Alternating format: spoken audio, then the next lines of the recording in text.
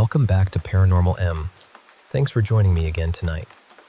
Before we start, please subscribe to the channel if you haven't already, and turn on notifications so you don't miss the next video. We're going to begin with a story about something the family called Toby. It was in their house for a long time, and according to the person who shared this, it did more than just scare them. It left marks behind, and it affected more than one person in the family. So get comfortable, and I hope you all sleep well tonight.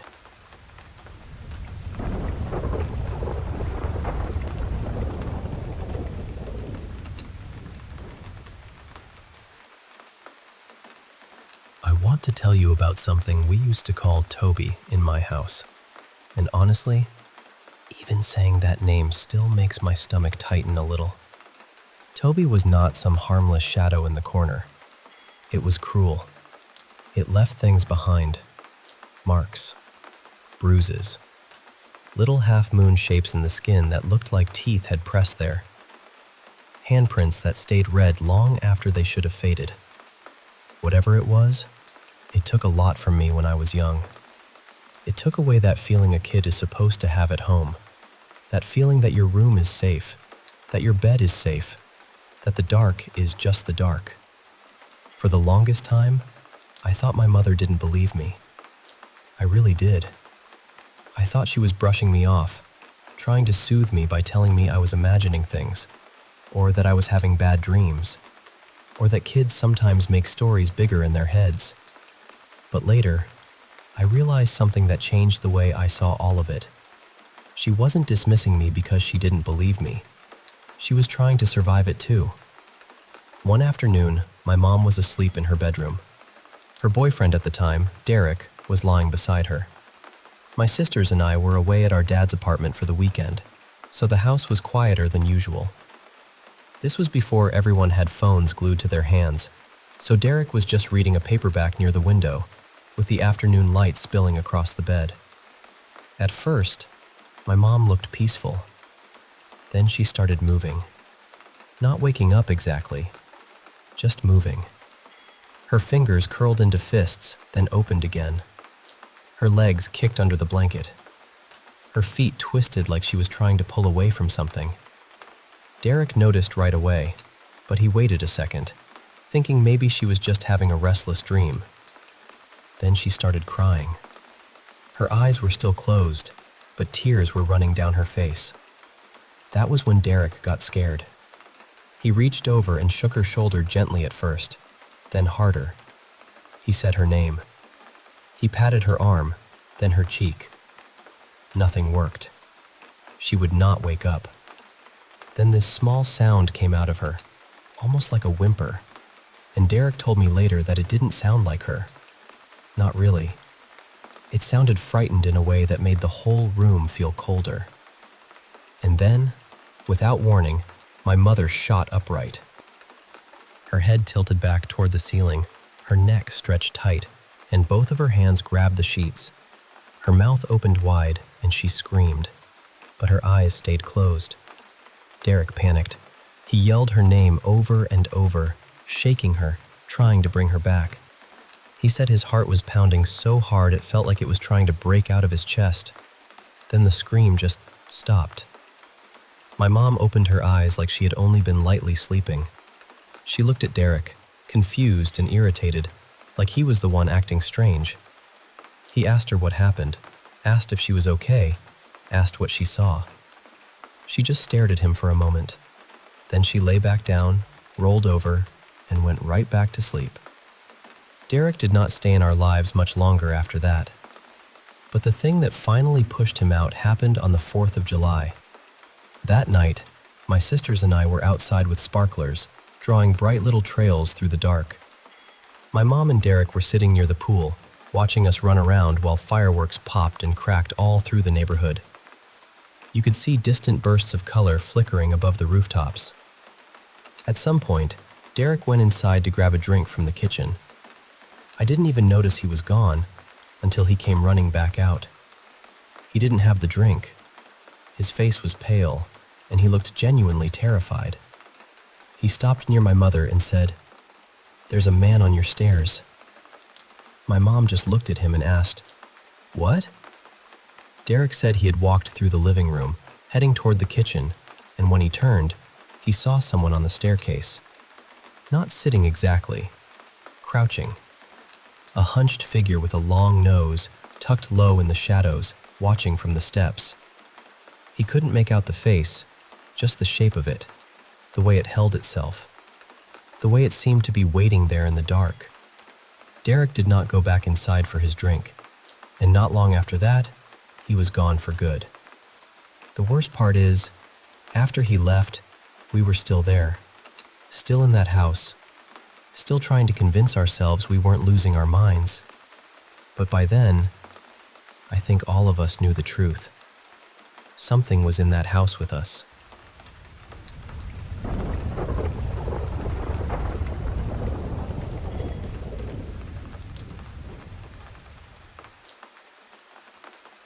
So my mom called me the other evening, and she wasn't exactly panicking, but I could tell right away that something had gotten under her skin. She said, "You are not going to believe what your uncle just told me." Now, my uncle is a grown man, well into his 50s, and he is not the type to say dramatic things for no reason. But apparently he told her he thinks there's something in the house. He said that early that morning, while it was still dark, he heard 2 sharp knocks on his bedroom door. Just knock, knock. He got up because he thought maybe it was my mom, but when he looked across the hall, she was asleep in her room. So he went to the bathroom, came back, and tried to settle down again. A few hours later, he heard the knocking again. Same sound, same door. But that time he ignored it. Then, a little later, he heard a woman's voice coming from the other side of the house.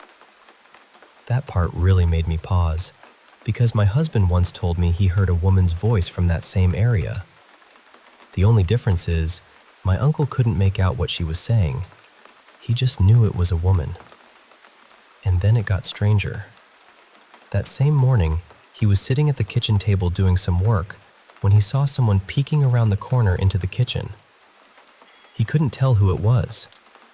He said it was more like he caught the shape of a person, just barely, like they had leaned in and then pulled back before he could get a real look. The kitchen sits at the end of the hallway. All the bedrooms are on one side, and then the hallway opens up into the kitchen, living room, and the rest of the house. And honestly, based on where everything has happened over the years, what people have heard, what people have seen, I keep getting this feeling that someone is staying in that hallway. Not just passing through it, staying there. The really unsettling part is that I saw something in that exact same spot a few years ago. It was the middle of the day, and I was washing dishes at the kitchen sink. In the reflection of the window, I kept seeing someone moving back and forth near the kitchen entryway, right where the hall begins.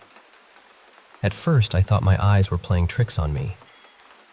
But then I turned around, and I saw it again. And I knew who it was. It looked like my great-grandmother.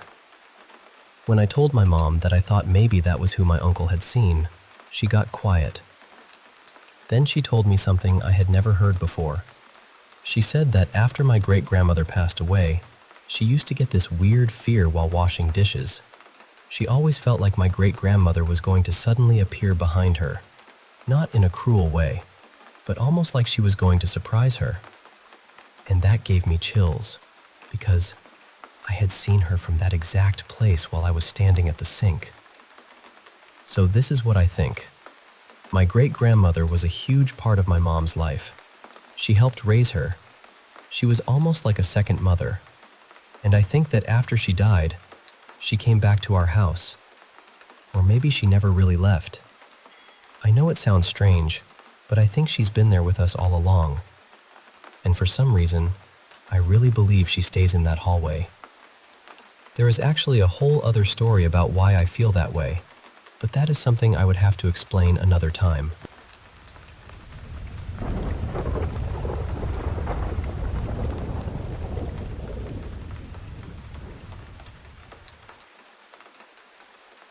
I want to say this clearly because I know how it sounds. I'm completely serious, and this is not the only strange kind of communication I've experienced. It's just the first time I've really tried to put this one into words. For years now, my dishwasher has made these sounds. Not just normal machine sounds either. There are 3 distinct tones it can make, and over time I started noticing that they seemed to happen with meaning. One sound rises upward, almost like a little confirmation. It tends to happen when I say something important, think something meaningful, or make a choice that feels aligned. Another sound drops lower, and that one feels like a warning or correction. Then there's this short little blip, kind of hesitant, kind of in between. That one always seems to tell me to slow down and be careful with whatever I'm thinking, saying, or about to do. And honestly, it has taught me a lot. It's made me realize how much every thought, every action, every intention matters. I've written things down during late-night sessions, and it reacts while I'm writing. Even now, as I'm talking about this, I feel that familiar sense of approval around it. The wildest part is that on the side of the screen, there's this setting that says, 6th sense. I mean, come on, that feels almost too on the nose. My mom still doesn't fully believe me, but even she has said before that the dishwasher seems to answer us. I don't think she can really picture the idea that something invisible might be behind it. And I get that. It's a lot to take in. Whatever is behind it doesn't act constantly. It only seems to respond when there's a reason. Sometimes the energy feels light, almost humorous, so I wonder if different beings or guides step in at different times. But most of the time, the main presence feels strict, focused, and protective. Not scary, more like a teacher who isn't here to entertain me, but to help me grow. It becomes more active when I meditate, pray, sit quietly, or set a strong intention. It seems to guide me toward what I'm doing right and what I need to change. But if I ask it directly to perform or answer on command, nothing happens. Absolutely nothing. It only responds when it fits its purpose. And because not everyone understands this kind of thing, I doubted myself for years. I kept thinking, maybe I'm imagining it. Maybe I'm making connections that aren't really there. But the timing, the consistency, and the subtle way it responds over and over again made it harder and harder to dismiss. When I combine that with other experiences I've had, it becomes a much bigger picture. One of my favorite experiences was with an LED lamp. That's a whole different story, but somehow it became another kind of answering medium. It reacted for years through different moods, energies, and what felt like different spirits. It was honestly one of the strangest and most fascinating things I've ever lived through. I've always been sensitive to atmosphere and energy. Over time, I've learned enough about the way this communication happens to feel confident saying this. I believe it can read what I write. I believe it knows my thoughts, and maybe much more than I can even understand from where I am. Even saying that gives me this strange déjà vu feeling, like part of me is wondering if I'll wake up and forget all of this, like it was just a dream. But I hope not. This seems to be how my guides show up for me. I don't meditate as much as I should, and I feel like I lost some of that clearer connection because of it. Still, the whole thing frustrates me. I'm deeply drawn to the idea of contacting intelligent, independent spirits, guides, or whatever name fits best. And I'm thankful. Truly thankful. Whatever is guiding me seems to want me to evolve. It becomes stronger when I do the right things, when I sit down, pray, meditate, begin plans, or speak intentions from a real place. I think technology may play a much bigger role in spiritual communication than people realize. Not just through machines, but through the way our own minds interact with energy, attention, and whatever exists beyond ordinary perception. The future could be very bright in that esoteric kind of light. I've studied a little quantum theory, anthropology, and spiritual traditions, and every time I experiment, I come to new ideas and conclusions. I'm not claiming to have all the answers. I'm just sharing what I've lived, what I've noticed, and what I can no longer ignore. So, to whoever is listening, thank you for being here. Thank you for reading. Thank you for existing. You are eternal. You are powerful beyond what you remember. And maybe that's part of the whole mystery, that we forget so we can rediscover it again. Everything you've lost may still be waiting for you somewhere, ready to be found, released, and found again. May you become rich in spirit, rich in love, and rich in the hidden dreams you barely dare to speak out loud. Amen. Love, blessings, and greetings from me and my guide.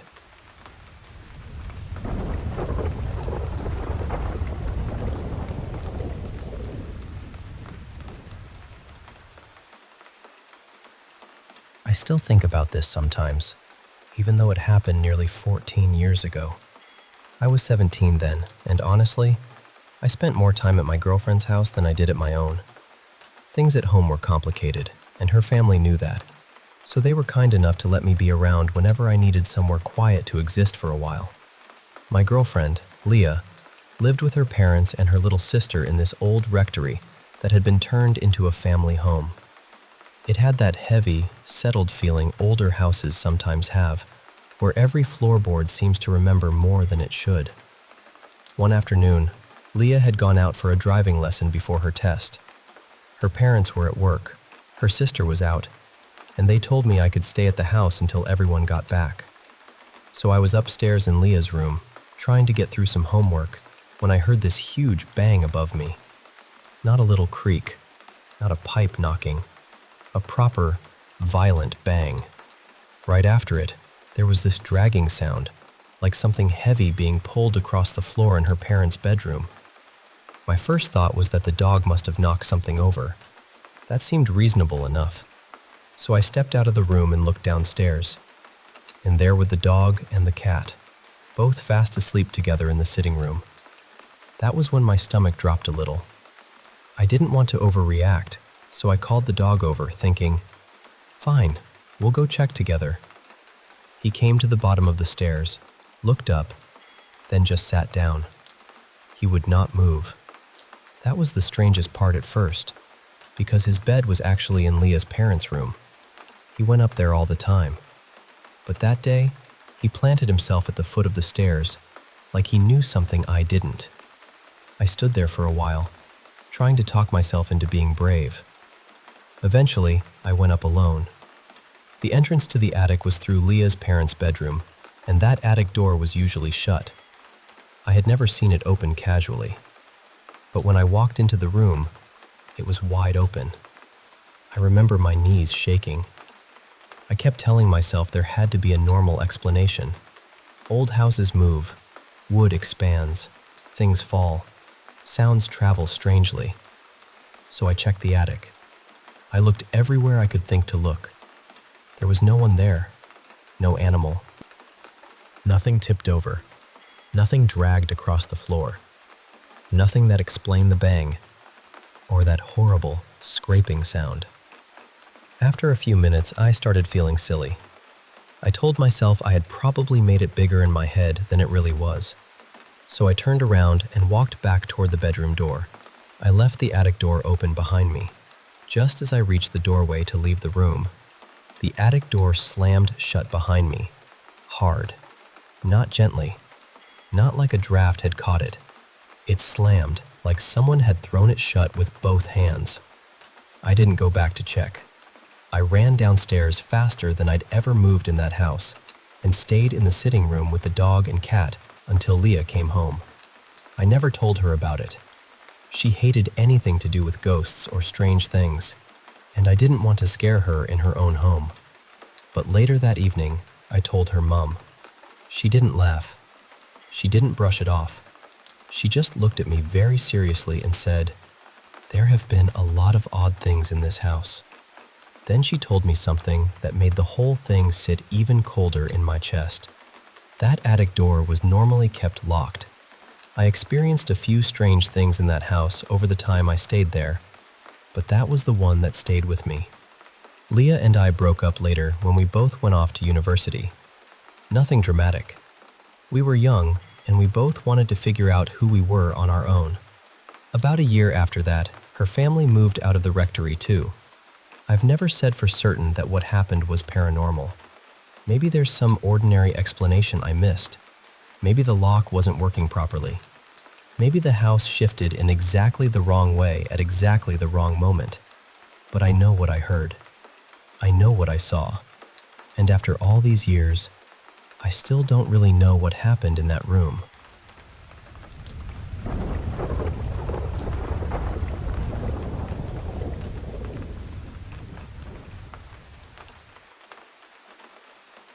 I was about 10 years old when this happened, maybe a little younger. My family and I were living in a quiet, rural neighborhood at the time, a couple of hours away from the city we used to call home. The place we lived in was a rented townhouse, and the whole back wall of the dining area was basically one big sliding glass door. It opened out into a shared backyard, the kind where you could see the neighbor's patio furniture and the slope of the hill beyond it. One evening, I was sitting at the dining table painting. My back was turned to the glass door. My mom was upstairs in her bedroom, and my brother was in his room too. It was getting dark, but there was still enough light outside that I could see faint reflections in this shiny bowl sitting on the table. I remember everything feeling normal at first. I had been painting for maybe 15 minutes when, all of a sudden, something inside me told me to stop. Not in words, just this heavy feeling, like my body noticed something before my mind did. The house was completely silent, which was strange because my family was never quiet. There was always some kind of noise, someone talking, footsteps, a TV somewhere. But in that moment, it felt like the whole house was holding its breath. I looked down at my painting again, trying to ignore it, and then this cold feeling ran straight down my back. I lifted my eyes to the reflection in the bowl. Behind me, outside the glass door, there was a tall, black figure. It was so tall it nearly reached the top of the door. It looked like it was wearing something long, maybe a robe or a dress, but I couldn't see a face or hands or any details. Just darkness. A person-shaped darkness. And then, it moved. It crossed the glass door incredibly fast, faster than anyone should have been able to move. The whole thing lasted maybe 2 or 3 seconds, but it was enough. My legs reacted before I even understood what I'd seen. I ran upstairs as fast as I could. My mom saw me and immediately asked what was wrong. I was trying to explain it, but I know I was probably barely making sense. I was scared, out of breath, stumbling over every sentence. The thing is, my mom has never been the kind of person to laugh off things like that. She grew up hearing stories from my grandma and my aunts about the apartment they used to live in, a place they always said was haunted. So when I told her, she listened. I think what really convinced her, though, was how terrified I was. My heart was pounding so hard I could feel it in my throat. She told me not to worry, and eventually helped me calm down enough to go to bed. The next morning, she went outside and found the patio table flipped over, along with the big umbrella attached to it. Not tipped a little, fully knocked over onto the ground. There hadn't been any wind that night, and that table was heavy. The kind of heavy where one person could not casually move it, let alone throw it over. About a week later, something else happened. I woke up in the middle of the night really thirsty. Everyone was asleep, and I didn't want to wake anybody, so I went downstairs quietly to get a glass of water. The only light on was the little glow from the oven clock. The kitchen was right next to the sliding glass door, separated by just a short wall, and it also had a window that faced the backyard.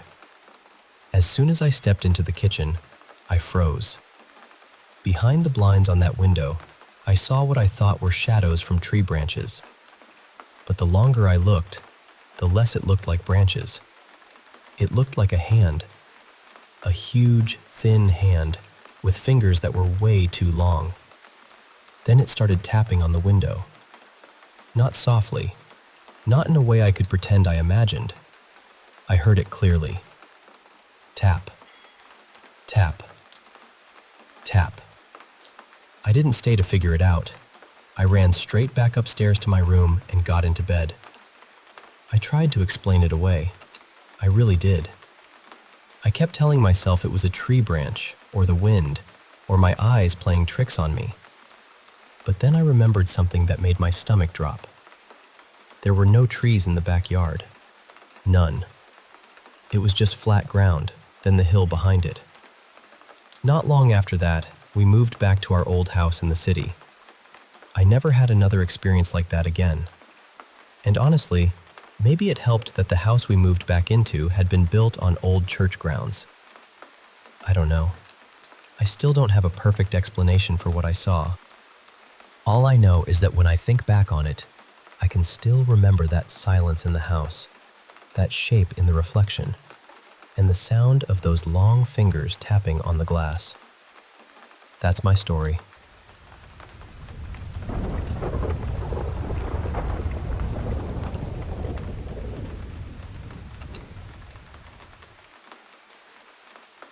So I'll start from the beginning, because honestly, I still don't fully know what to make of all this. About 2 years ago, around July 2024, my best friend Lacey and I decided we were going to try and Ouija board. We've always done basically everything together, and at the time, sleepovers felt like they needed something extra. Something weird.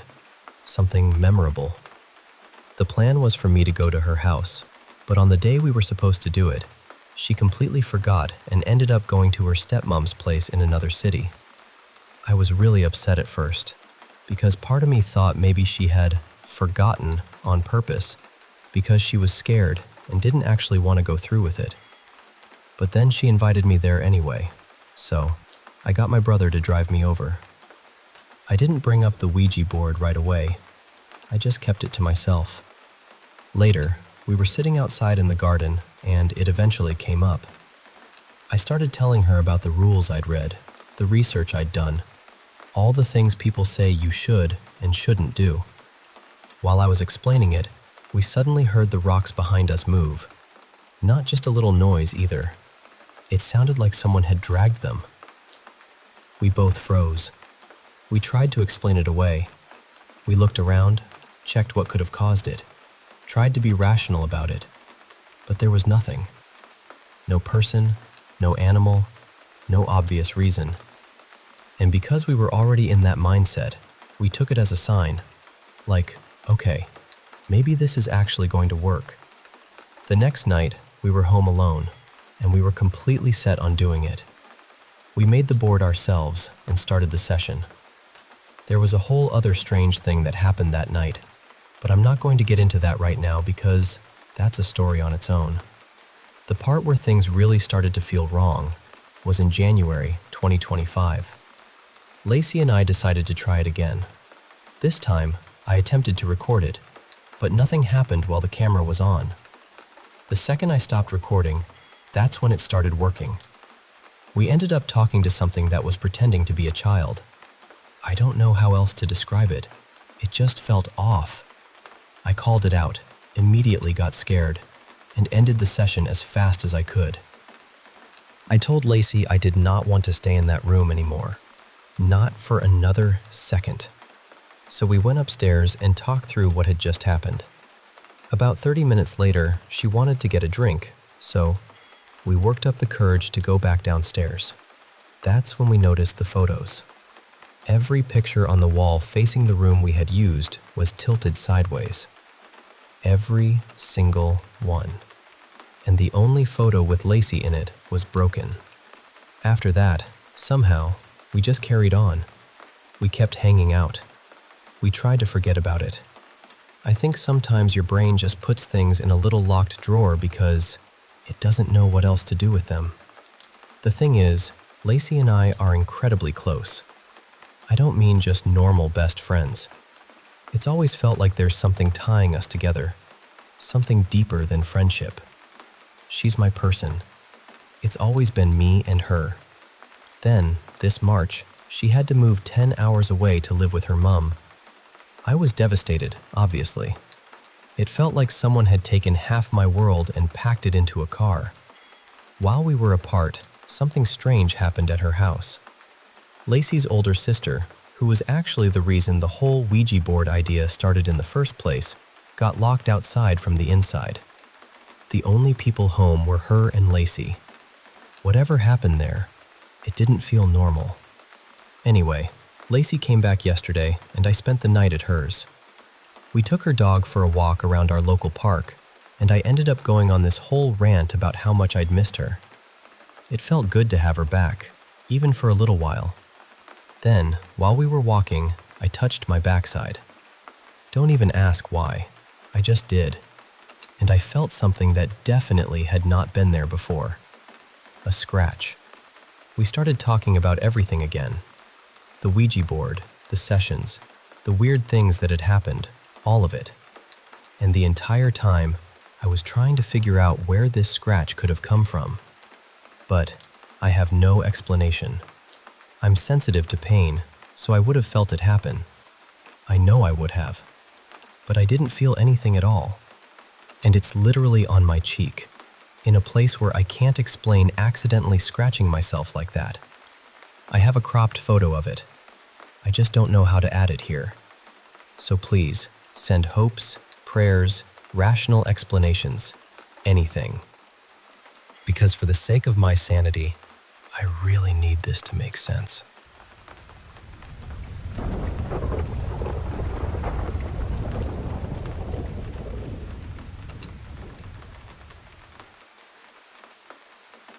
I don't know exactly when this started, but I can still remember the first time I felt it.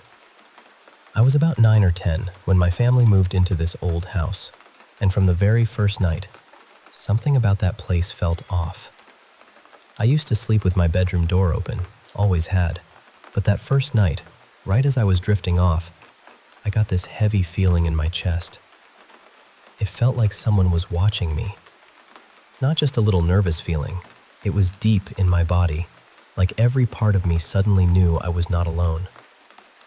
So after that, I started sleeping with my door closed. As I got older, I told myself it was just a kid's imagination. A new house, shadows in the hallway, all of that. But even after we moved, even in my own apartment, even at someone else's place, I still kept closing bedroom doors at night. I could laugh about it, but I still did it. Every time I tried to leave one open, something in me just couldn't handle it. Then, years later, in 2024, I spent the night with someone I had just met. We were tired, the door stayed open, and I didn't want to make it weird by insisting it had to be shut. That night scared me in a way I still think about. I remember falling asleep, then suddenly waking up because I heard someone come into the room. There was this woman standing there in a white gown with long, messy black hair hanging down around her face.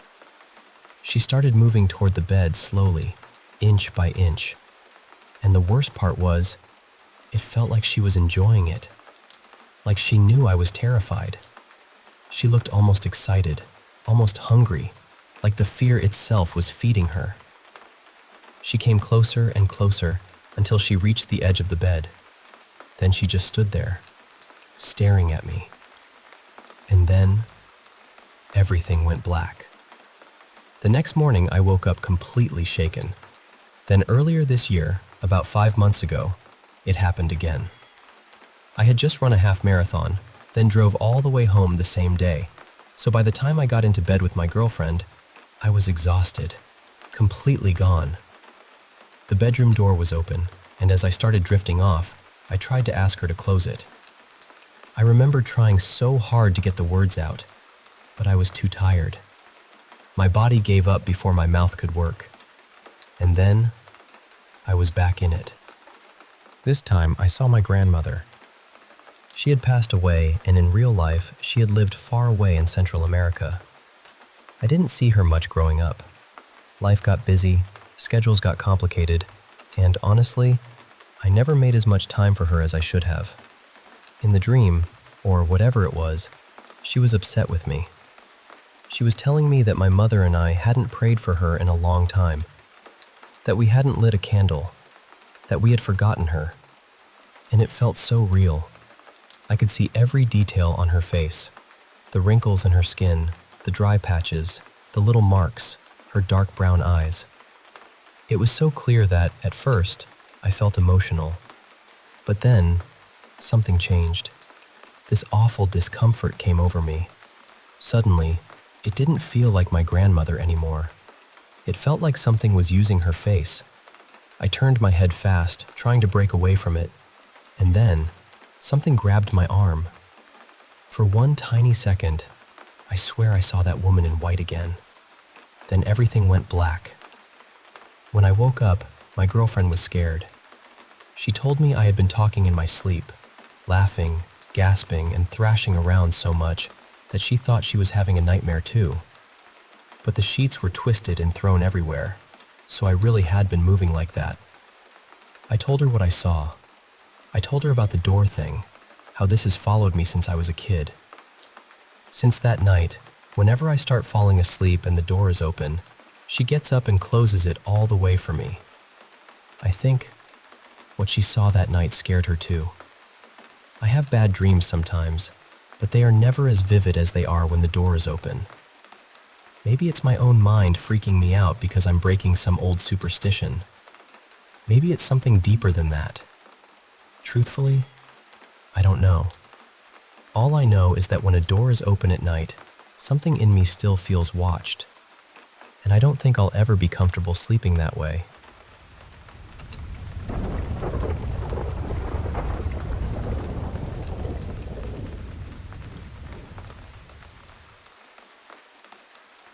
Most people think of Sai Kung as one of Hong Kong's gentler places. You know the picture already. Blue water, green hills, hiking paths, seafood places by the pier, families out on weekends, friends taking photos by the reservoirs. In the daytime, it feels peaceful, spacious, almost kind. But the thing about a place like that is, it can hold two faces at once. Because if you talk to people who grew up hearing the older stories, they'll tell you Sai Kung has another side too. A quieter side. A side that doesn't show itself until you're deep in the hills and the trees start pressing in. There's a local legend people sometimes call the Sai Kung Barrier, and the idea is frighteningly simple. Somewhere out in the mountains, there is a line you can't see. No sign, no fence, no warning. But once you step past it, the trail stops behaving like a trail. The way back no longer feels like the way back. Your phone loses signal. The same rocks, trees, and bends seem to repeat. And no matter how carefully you walk, it feels as if the mountain has gently, patiently decided not to let you go. The legend became well known because of cases that were very real. One of the most talked about happened in September 2005. A 45-year-old off-duty police detective named Tong Lai Hua went hiking alone in Sai Kung. He wasn't careless, and he wasn't new to pressure. He was trained, fit, and used to difficult situations. That morning, he entered the hills near Pak Tam Chung with his backpack, expecting an ordinary hike. But sometime after noon, he called emergency services. He said he was lost. What unsettled people later was not just that he was lost. It was the way he tried to explain where he was. During the call, he kept repeating numbers. Things like Sai Kung 586, 487040, 487020, 587 something, and 024. The operator tried to understand what he meant. Were these numbers from a distance post? A sign? A marker on the trail? At first, he seemed to think so. Then his answer changed. He said they weren't numbers on a post. He said they were codes. The call lasted only several minutes, but people who know the story always describe the same feeling around it: confusion turning into fear. He sounded tired, disoriented, then frightened. Near the end, he kept asking for help. And then, the line cut off. After that, Tang Lai Hua was gone. The search that followed was huge. Police, firefighters, volunteers, helicopters, search dogs, mountain rescue teams. They combed through valleys, slopes, trails, and forested sections of Saikang. But they found nothing. No body, no backpack, no jacket, no gear. Not even one clear trace that could explain where he had gone. And that, to me, is the part that stays with you. Because when someone disappears, you expect the world to leave at least one thread behind. A footprint, a torn piece of fabric, something caught on a branch. But in this case, there was just silence. Only a few weeks later, another case added to the fear. A young man named Yim Chi Yuan, in his early 20s, was leading a small group through an outdoor route in Saikang. He had experience.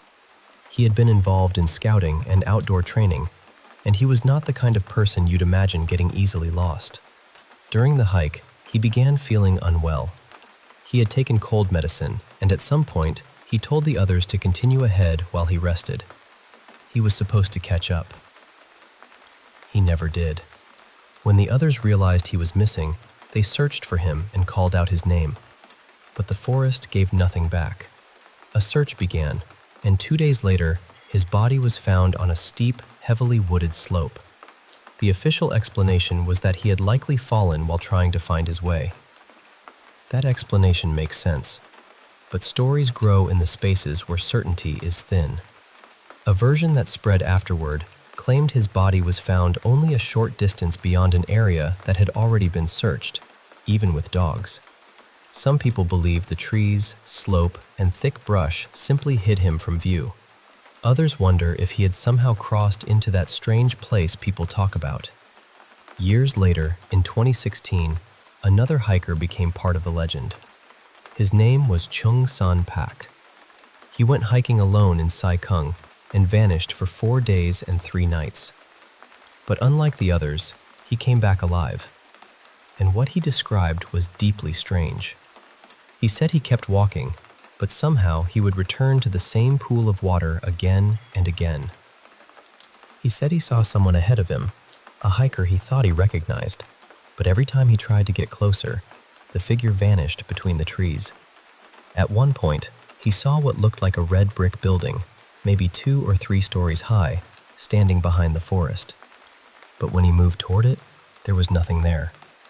He also said that after sleeping, the landscape seemed different. A waterfall that had been flowing one way now seemed to have changed direction. Some of his belongings disappeared too. Cigarettes, a lighter, even his hiking pole. And then there were the voices. He said he heard them coming from the rocks. Not just echoes, not just wind. He described conversations, quarrels, television sounds, the kind of noise you'd hear through the walls of an apartment building, as if every stone around him had a little room sealed inside it. Eventually, he followed a stream and found other hikers. He was rescued. Now, of course, there are practical explanations for all of this. Saikang is not a simple place once you leave the familiar paths. The trails split, valleys twist, the forest gets dense, phone signal can disappear. If you're tired, dehydrated, injured, or scared, your mind can start turning against you. A shadow becomes a person. Running water becomes voices. A similar bend in the trail becomes proof that you're walking in circles. That is all possible. But I think the reason this story lasts is not because everyone agrees it must be supernatural. It lasts because of what was never found. Tang Lai Hua never came home. His things never came home either. There was no final answer waiting at the end of the search. Just an empty space. and empty spaces have a way of breathing. So maybe the Sai Kung barrier is not a doorway or a curse or a hidden border between worlds. Maybe it is what happens when terrain, weather, fear, exhaustion, and bad luck all close around a person at once. Or maybe, deep in those green hills, there really is a line that looks like nothing at all. And once you cross it, the mountain remembers you differently.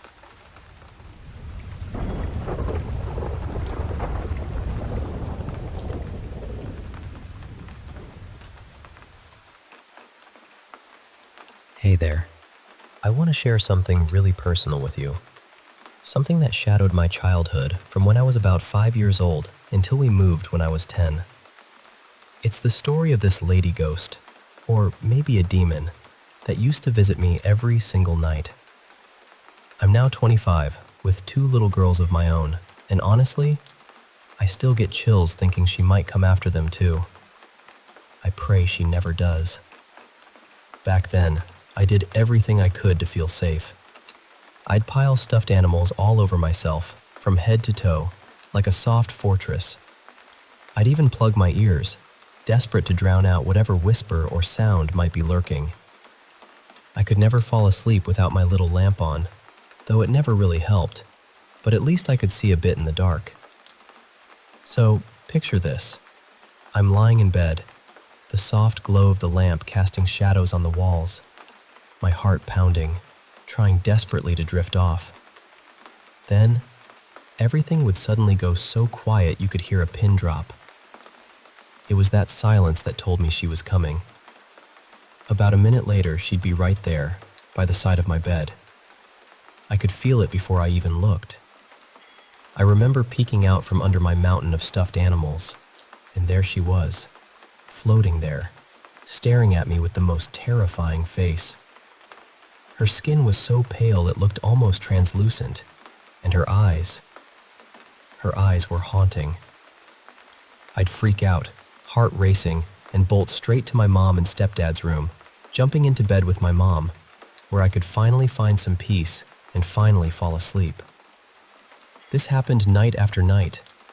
I cried and begged my stepdad to let me keep my light on, and finally, one night, he gave in. But that night, it was worse. She slithered in like always, and I ran to my mom's room, but this time, my stepdad wasn't having it. He told me to go back to my room. I completely broke down. My mom had to convince him to let me sleep on the floor next to her bed, right up against the wall. I remember lying there, clutching my mom's hand, which was hanging over the side of the bed, trying to calm myself as I stared up at the ceiling fan slowly spinning. Then, the room went eerily silent again, that terrible quiet, and I thought, no way she can get to me here with Mom. But then I saw her. She was floating just at the foot of the bed, slowly drifting over to my side. She always wore this old white gown, and her long black hair hung like shadows around her face. And she moved with such unnatural silence. It was sickening. I was so terrified I screamed until my mom and stepdad jumped up, asking what was wrong. All I could say was, "She's trying to get me, Mom. She's trying to get me." That night, my mom let me sleep in her bed, and finally, I was okay. It's hard to explain just how much torment that lady put me through. I was always so exhausted during the day, dozing off in school because I hadn't slept at all. I begged to stay at my aunt's or grandmother's house, anywhere but home. One time, she even followed me to my aunt's place, and I ran outside and sat right in the middle of the street until my aunt got home at 7 in the morning. It was horrible. Even now, 20 years later, I'm a grown man with a family, and sometimes I lie awake at night, heart hammering, thinking about her. I worry she might find me again. I've had panic attacks, waking up from dreams where she's there, staring at me. Only 2 people know about her besides me, my wife and my mom. And now, anyone who reads this story will know too, even if some don't believe it. And this is just one of the nights I remember clearly. There are at least 10 more that haunt my memory. So that's my story. The lady in white who haunted my childhood. Thanks for listening.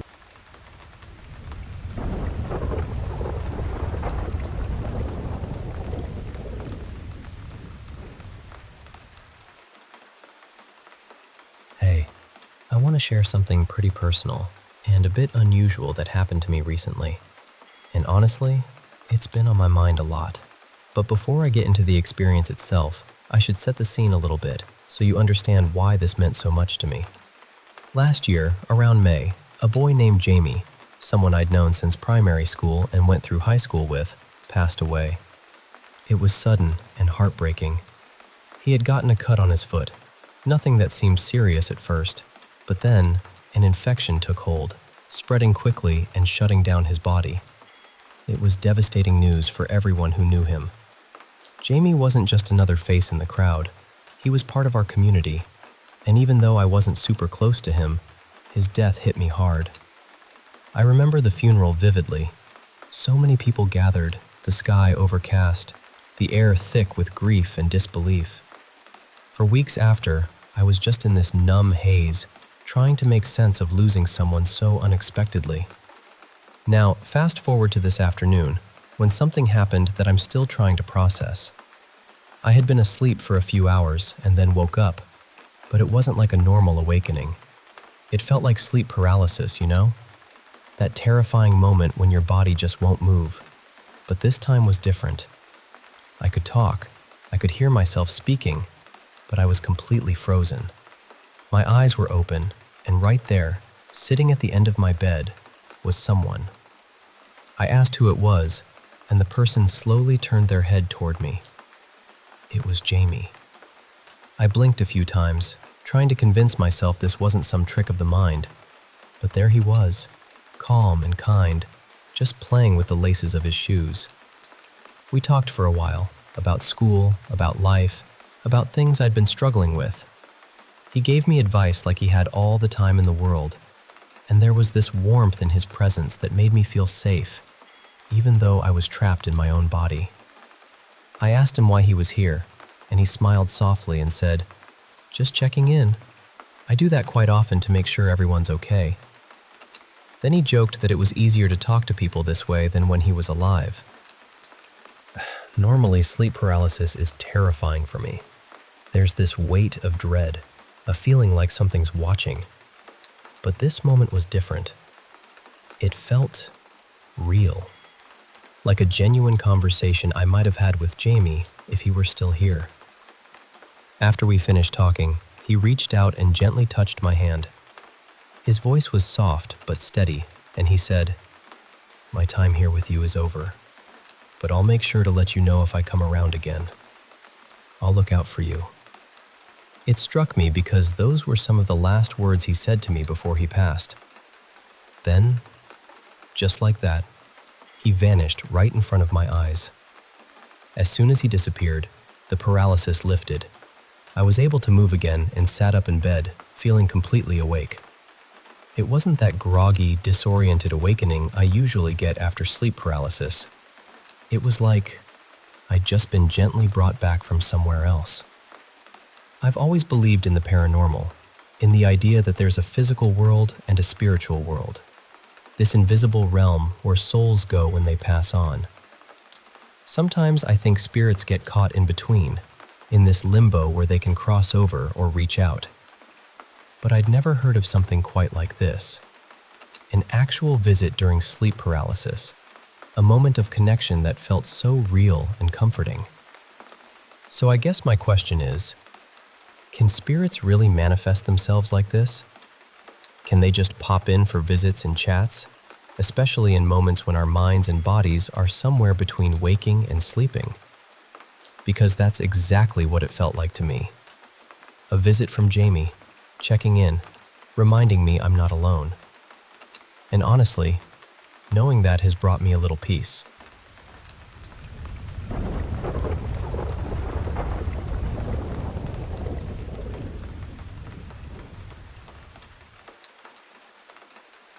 Hey there, I want to share some stories that have been part of my life, experiences that might seem unbelievable, but have shaped a lot of my perspective.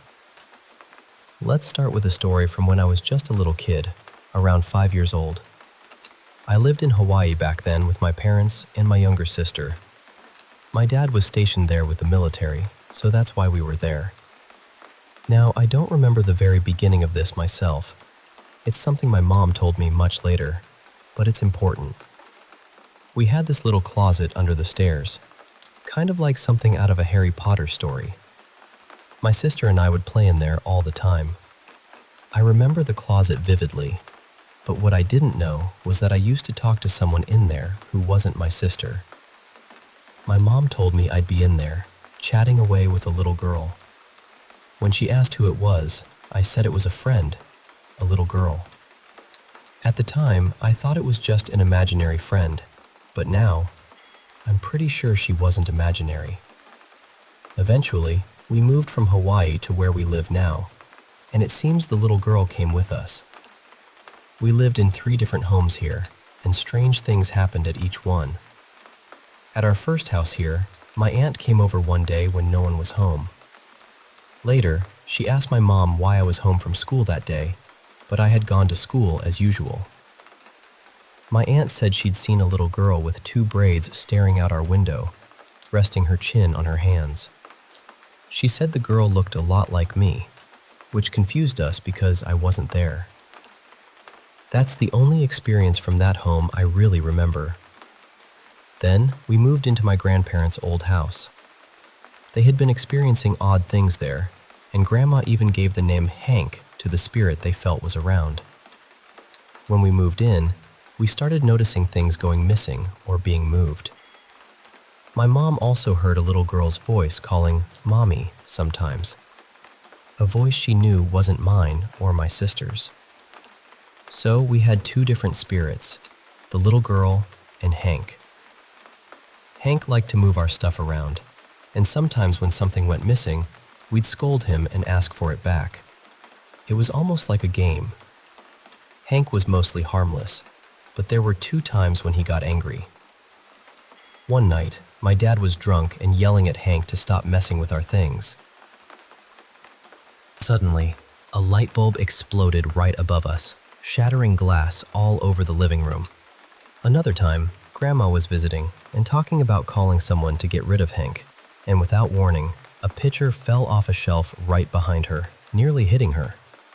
That was pretty scary. Hank stuck with us when we moved into our current house, and my mom told him to look after the little girl spirit that had been following me since Hawaii.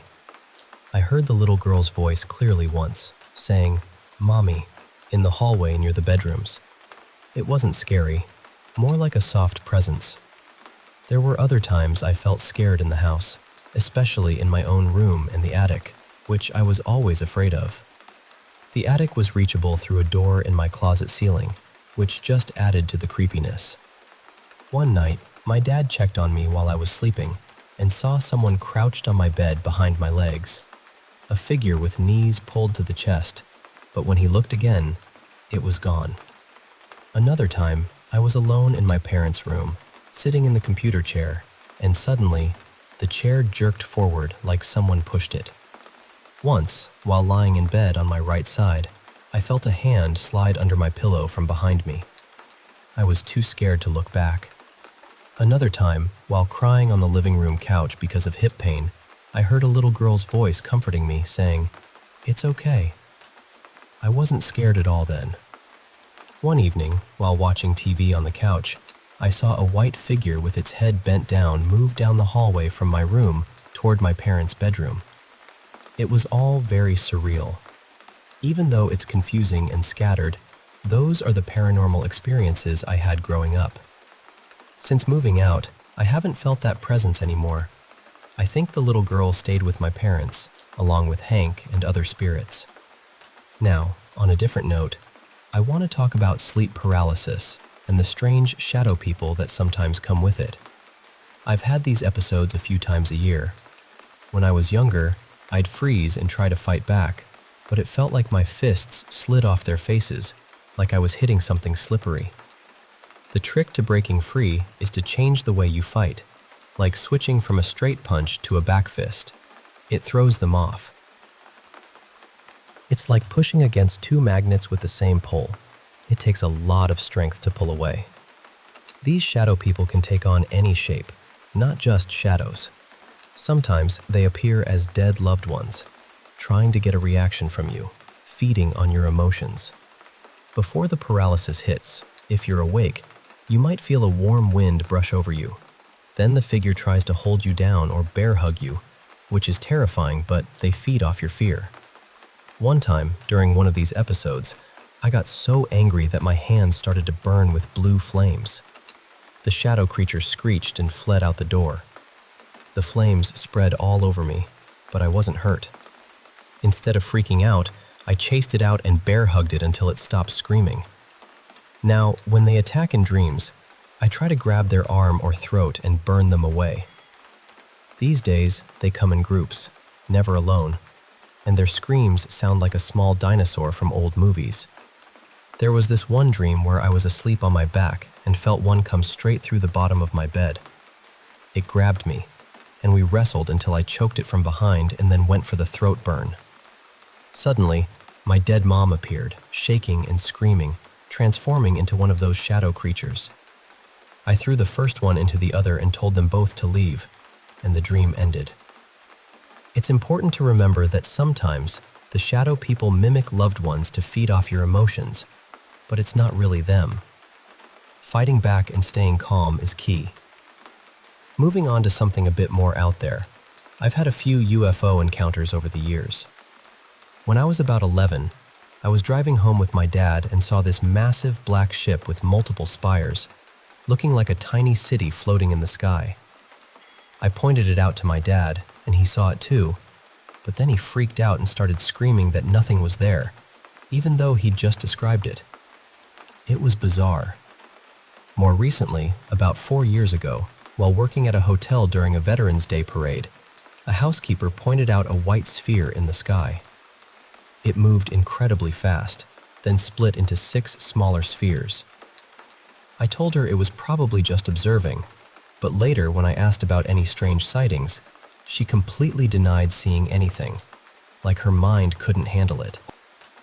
Another time, I let my dogs out at night and noticed a star larger than the others.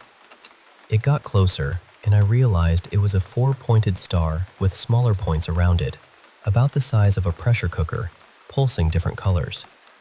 I tried telepathy, asking if it meant harm, if it came from the stars, and if it was on a recon mission. The star responded with colors: red for no harm, green for yes it came from stars, and green again for recon. Then it flew away. The key was staying calm to remember everything clearly. No missing time or strange marks afterward, just a weird encounter. Now, I want to share some strange encounters with black-eyed kids, or BEKs. I work downtown at a hotel, and I've had 2 encounters. One was on my way to the bus stop, about 8 blocks from work. I was waiting at a crosswalk and noticed a teenage girl staring at me from across the street. She looked normal, except her eyes were completely black. No whites, just black. When she realized I was looking, she panicked and ran away as soon as the light turned green, which was odd because usually BEKs don't panic like that. I regret not following her. The other time was at work. A female guest in gym clothes asked for my help and made small talk. Her pupils were strange, shifting and moving like a lava lamp, but only the black part. It was unsettling but not scary. I Googled it but found nothing that matched. It made me wonder if there are different kinds of BEKs or similar entities. Now, let me tell you about one of the scariest experiences I've had, being trapped in a lucid nightmare. Usually, my lucid dreams are fun, but this one was terrifying. I woke up in my room, but everything was dark and twisted. I knew I was dreaming, so I counted my fingers to check, but as soon as I finished, my hands disappeared. My body felt slow and sick, like I was ancient and weak. I tried to wake myself up by closing my eyes and tensing my body, like I'd done before, But this time, it didn't work. I started to panic, pacing around my room, even throwing myself down the stairs, but nothing woke me. Something was next to me, but I was too scared to look. Then it climbed on my back, small, heavy, like a child or a little animal. Somehow, I managed to get free and paced out of my room. I tried throwing myself down the stairs again, still no luck. Time felt endless. I started thinking, what if this isn't a dream? What if I actually died and woke up in some messed up alternate reality? I noticed new doors in my room leading to strange corridors, but I didn't want to explore. Then I started choking on something, probably my spit, but I could still breathe. It was uncomfortable, and I worried I might choke for real. I even tried to ask for help on a subreddit, but my phone wouldn't turn on. Eventually, I woke up for real. It was 2 a.m., and I was too shaken to sleep again. Lastly, I want to share a story about my time as the singer in a punk metal band called Scotch Tapeworm. We never made it big, but had some local gigs, and even opened for some big names.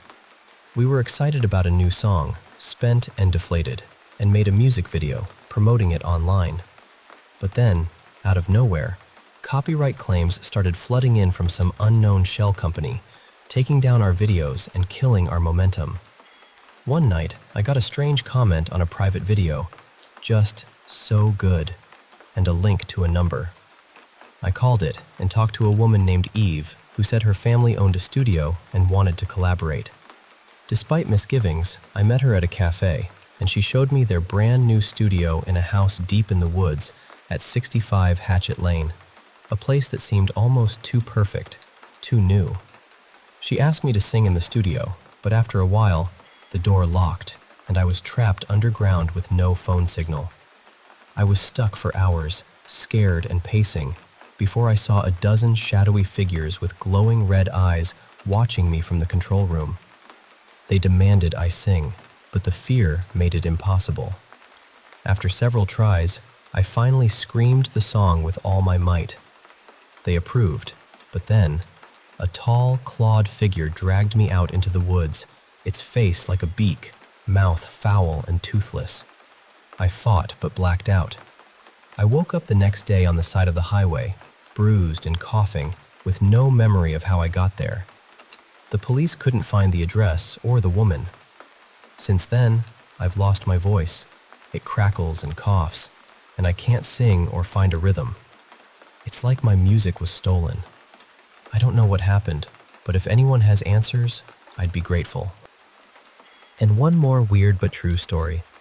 Last June, I found a strange yard sale in a fancy neighborhood, unusual for the area. Two men were selling all kinds of old things, including a massive collection of Teenage Mutant Ninja Turtle toys and memorabilia from a girl named Christy. The whole lot was only $100, so I bought it all, including a handmade TMNT Ouija board. I set up the toys and lights at home and invited friends over. We joked around with the Ouija board, but when we asked why it was made, the planchette spelled out, "Later, dude," a goodbye. That night, strange things started happening. Toys falling, shelves crashing, and my dog Arnie acting terrified. I found black goo leaking in the basement, and when I checked the toys, they were all scattered, facing away from me, with Donatello missing. Then, a small black goo-covered childlike figure appeared, picking up Donatello. Its face cracked to reveal a horrifying plastic jaw with a black void inside. It reached for me, but Arnie barked fiercely, and suddenly, the lights came back on. The creature vanished, leaving only fading footprints. I learned that Christy was a girl who died young from a rare disease, and this was her family's house, flooded recently. Her ashes mixed with the rainwater to create the black goo. I don't know what to make of all this, but I think there's more to these stories than I can explain. Thanks for listening to all these tales. Some scary, some strange, but all part of my journey. If you've had similar experiences or have any insight, I'd love to hear from you.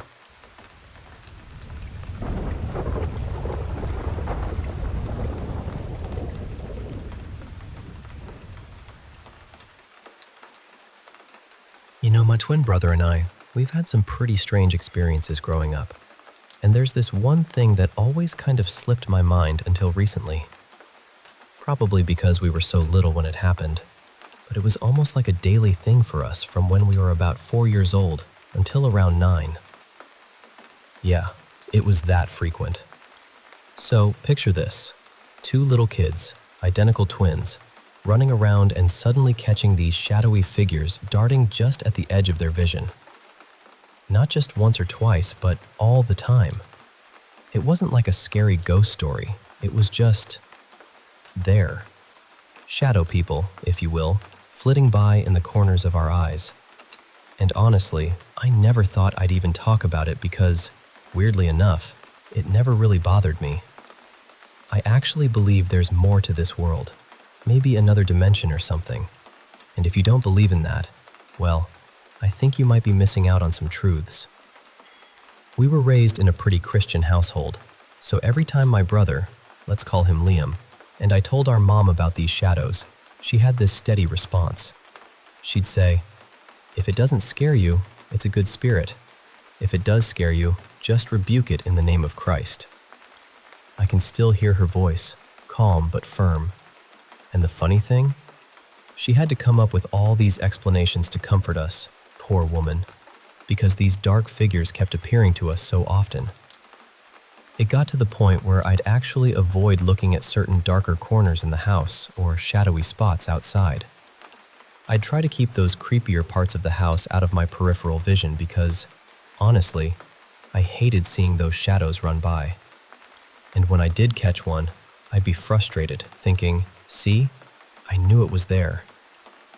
Liam felt the same way. We both thought we'd be seeing these shadow figures forever. But strangely, we don't see them anymore. Not at all. Sometimes, when we experiment with psychedelics like LSD as adults, we get those trippy shadow shapes again. But it's nothing like what we saw as kids. Those childhood shadows weren't some colorful, swirling illusions. They looked like actual dark legs and arms moving swiftly just out of our direct sight. There were times when we'd see the shadows one right after the other, without knowing the other had just seen one.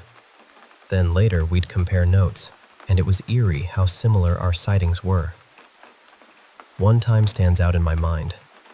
I ran to my mom, heart pounding, saying, "Mom, I saw one again." This one actually scared me. It was the usual kind, just at the edge of my vision, but it felt different that day. Meanwhile, Liam was sitting by the fireplace all alone, completely unaware I'd just told Mom about my sighting. He felt this uneasy chill and glanced to his left, where he saw a massive shadow sitting right next to him. At first, he thought it was just his own shadow from the firelight, so he shifted his body down, expecting the shadow to move too. But no, the shadow went the opposite direction.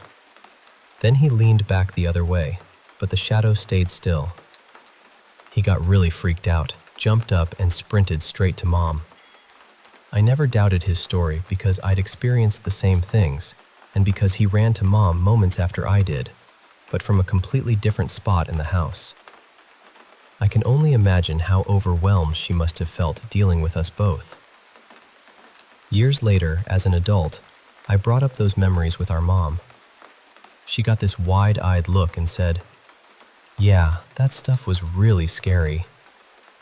Turns out, all that talk about good spirits and bad spirits was just something she told us to keep us calm. She admitted she was terrified herself and didn't know what else to say to her creepy little twins. So, that's our story. Shadow people running by in the corners of our eyes, haunting our childhood, but never hurting us. It's a strange memory, but it's ours. And maybe, just maybe, there's more out there than what we can see.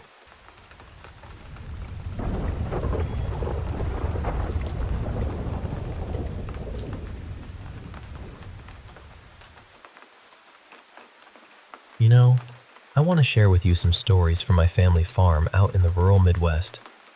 It's a place that's been in our family for over a century, and it holds so much history, love, and, well, some really mysterious moments too.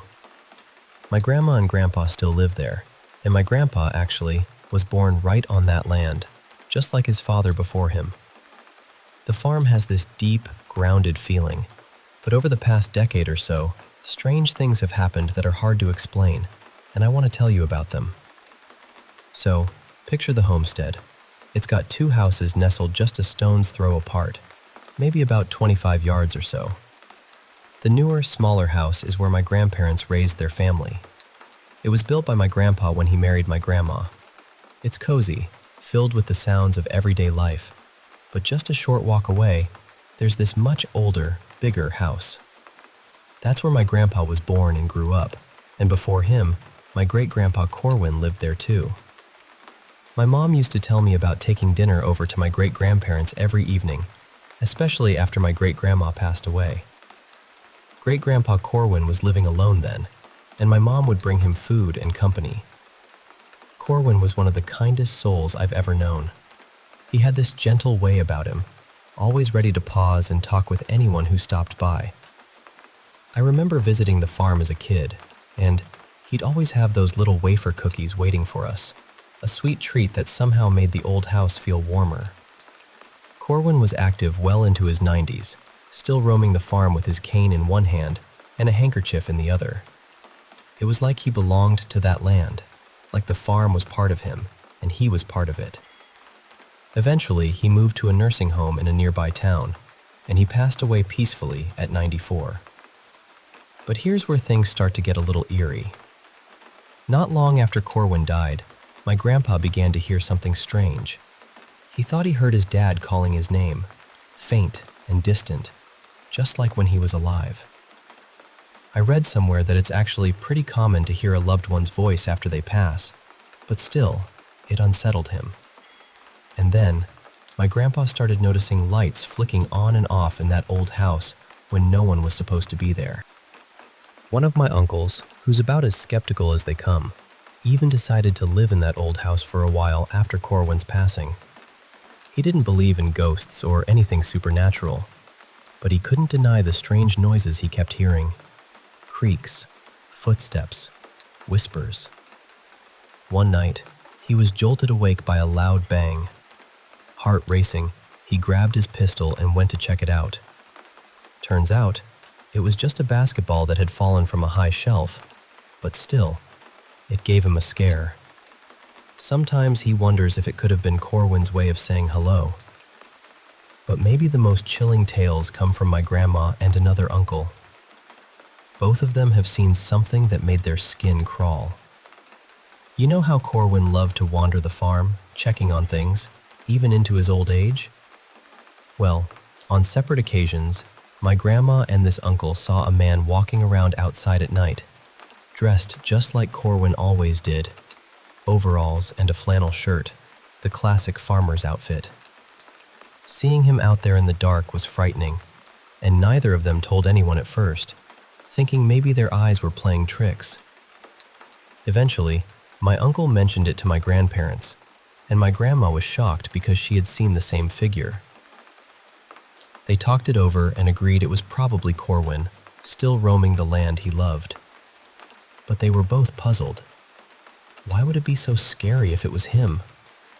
Maybe it was just the surprise of seeing someone familiar where they didn't expect, especially at night, when shadows stretch long and everything feels different.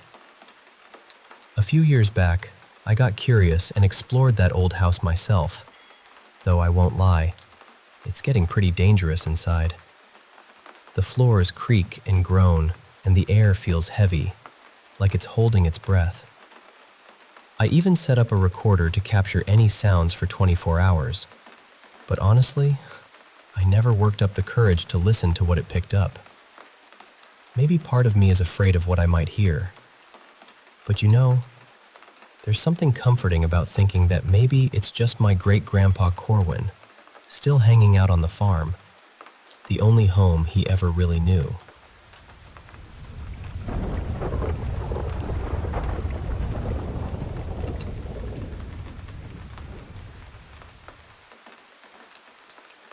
You know, I spent a lot of my childhood winters with my grandmother up in northern Sweden. She lived with her two sisters just outside this tiny little town in a place locals call Blue Hills, or Blåkulla in Swedish. Their house was small, gray, and pretty simple. They had electricity, but only at night, and their heat came from an old furnace that crackled and hummed all winter long. During the day, the Blue Hills were peaceful, almost silent, the kind of quiet where you could swear you heard the snow slowly melting beneath your feet. But at night? Man, at night it turned into this vast, endless field of white fading into pitch-black darkness. It was breathtaking and terrifying all at once, the kind of place that gets under your skin and stays there. I remember this one night when I was about 7. Grandma took me ice fishing, just the two of us out there on the frozen lake. I was sitting there with a hot dog in my hand, staring up at the sky, just soaking it all in. And then I saw it. A star brighter than any other, twinkling like a little green flame. "That's the green star," Grandma whispered, her voice soft and serious. "It only shows up in special places way up north, and only people with special hearts can see it. But be careful, don't stare at it too long, or it'll turn the snow green. And if it blinks 3 times, misfortune will find you." I was just a kid, so I didn't really believe it, but I listened anyway. She handed me an old cast iron key, some sort of good luck charm to keep with me. Still, all I wanted to do was keep watching that green star flicker in the night sky. There was something magical about it, something I couldn't explain. Years went by, and life got busy. School, girlfriends, sports, you know how it is. I stopped going up north in the winter. But then Grandma got sick. We made one last trip to see her. She was as cheerful as ever, even as her health faded. She passed away in that same little gray house, the same month as her sisters. We scattered their ashes on the lake, and the green star still shone above. After college and starting my career, I got engaged to my girlfriend, Samantha, Sam to her friends. We planned a big trip to Barcelona for our 5th anniversary, but then the pandemic hit and everything changed. We had to scrap our plans. We thought about getting diving certificates, but with all the restrictions, that was out. Instead, Sam found this cozy lodge up north where we could go winter camping, just the two of us. We managed to get a long weekend off work, 3 days in a small cabin surrounded by snow and silence. It wasn't Blåkulla, but it felt like a little piece of home. A few days before we left, Sam had to go on a business trip out of town. She took COVID tests before and after, but on her way back, she tested positive. She called me early in the morning, her voice worried. "I don't want you to get sick," she said softly. "You should go on your own. I know how much you've been looking forward to this. I'm sorry." We talked it over, and she convinced me it was best. She'd isolate at home, and I'd head up north alone. It felt strange leaving without her, but I also felt a little comforted, like Grandma was watching over me. Driving away from the city, I sang old songs Grandma had taught me, stealing glances at the night sky. The stars grew brighter as I left the city lights behind, twinkling like diamonds scattered across black velvet. And there it was, the green star, hidden among the constellations, just like I remembered. The trek from where I parked to the lodge was brutal, about a 35-minute hike through snow that swallowed me up to my knees. With only a flashlight to light my way, the path felt narrow and fragile beneath my feet. Every crunch of snow underfoot echoed loudly in the silence. I questioned myself constantly. Was I going the right way? What if I got lost out here all alone? The cold bit through my layers, and the wind whispered through the pines, carrying an eerie melody that made my skin crawl. Eventually, I found the lodge. It was small, with 2 rooms, 4 beds, and a tiny kitchen. No power inside, but a diesel generator hummed outside, and the furnace filled the rooms with warmth. The lodge sat atop a little hill clearing, surrounded by endless woods. and the view stretched for miles. Even if there were 100 places like this, I'd never find them all. I settled in, brewed some coffee, sliced up a salami, and sat outside on a folding chair. The stars were so bright here, so alive compared to the dull glow of city skies. It felt like coming home after a long journey. And there, shining softly, was the green star. It was subtle, but unmistakable. I couldn't look away. It pulled me back to that night on the ice with Grandma, to wonder and magic. I whispered, "You're still here, Grandma." Then, suddenly, the star blinked out. Panic fluttered in my chest. I scanned the sky, searching until I found it again, faint but still there. My heart raced. Was it real, or just a trick of the cold night? Either way, I sat there for hours, coffee cooling in my cup, salami slowly freezing, lost in the quiet and the stars. Sleep didn't come easy. Without the hum of city life, the distant cars, the buzz of electronics, the steady breathing of someone beside me, I became hyper-aware of every creak and rustle. The pine trees swayed, their branches tapping and groaning in the wind. I lay awake, senses sharpened, feeling like something unseen was watching me. The next day, I decided to walk to a nearby frozen lake. I packed my gear, including an ice auger and fishing rods, and called Sam a few times, but no answer. I promised myself I'd try again later. Walking on ice alone isn't the smartest choice, but I'd done it plenty before, so I figured I'd be fine. Drilling through the thick ice took hours, but eventually, I set up 2 baited rods and settled in with a thermos of coffee and an audiobook. The world shrank to the rhythm of the story and the gentle tap of the rods. No fish came, but I was at peace, even if a hollow feeling gnawed at me. Maybe it was missing Sam, or maybe something else. As dusk settled, I finally caught a fish. I cleaned it quickly and packed up, ready to head back. But then, a sharp snap sounded beneath me. My heart jumped as I froze in place. Another crack. The ice was thick, but the sound of breaking ice beneath your feet is unmistakable. I dropped flat, spreading my weight, and began crawling carefully toward shore, my breath shallow and rapid. I made it back, leaving some gear behind. As I stood catching my breath, the ice behind me gave way with a thunderous crack, swallowing my fishing rods and the fish into a perfect, unnaturally round hole. That night, on my way back to the lodge, a nearby pine tree suddenly snapped and crashed mere feet from me. If I hadn't stopped to check my phone, it might have hit me. The forest seemed alive with unsettling sounds, twigs snapping, branches scraping, turning the once comforting wind into something sinister. I brewed another pot of coffee and nibbled the last of my salami, but every bite felt like a distraction from the creeping dread. The night sky was brighter than ever. The green star blazed above me, impossible to ignore. It burned through my eyelids, forcing me to shield my eyes with a trembling hand. It grew larger, closer, until it was as big as my fist, pulsing with a living, breathing energy. The light washed over the hillside in a thick green glow that seemed to thicken the air itself. I could almost taste it, a metallic tang that made my skin crawl. Then I saw them. At the edge of the forest, bathed in that eerie green light, stood creatures: deer, hares, foxes, and even some farm animals like chickens, cows, and dogs. Behind them, people. Broken, naked, pale as ice or torn beyond recognition.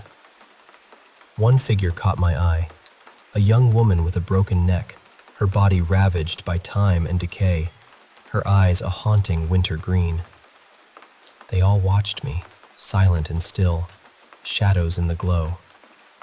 My hands trembled as I wrapped my fingers around my car keys, desperate to ground myself. Panic and disbelief tangled inside me. I didn't know whether to run or stay. The warmth from the star was real, but so was the fear gripping my chest. I turned to flee, and then she was there. The woman with the broken neck, as if the forest had moved closer. The green light intensified, and the silhouettes closed in, hollow-eyed and silent. I backed against the lodge wall, heart pounding, hands scratching at the rough wood like a trapped animal. My nails tore and bent, blood mixing with dirt. I screamed, a raw, desperate sound that felt more like a plea. Cold fingers brushed my leg, and tears blurred my vision. I hid behind them, hoping they'd shield me from the nightmare unfolding. Then, something small and cool landed in my hand. A cast iron key. The same one Grandma had given me all those years ago. Clutching it tight, a wave of calm washed over me. I curled into a fetal position in the snow, crying until my eyes burned raw and red. I knew I'd never see the stars the same way again. The next morning, numb and drained, I packed up and left. Not everyone can see the green star. Sam never has, and even folks from up north don't always spot it. Like Grandma said, it takes a special place and special people. If you ever catch a glimpse of it, don't stare too long. Question what you see. Force yourself to look away now and then. I made it home to Sam, but I'm still not sure how to tell her what happened. Maybe I never will. Because what I saw, it's not something I want to see again.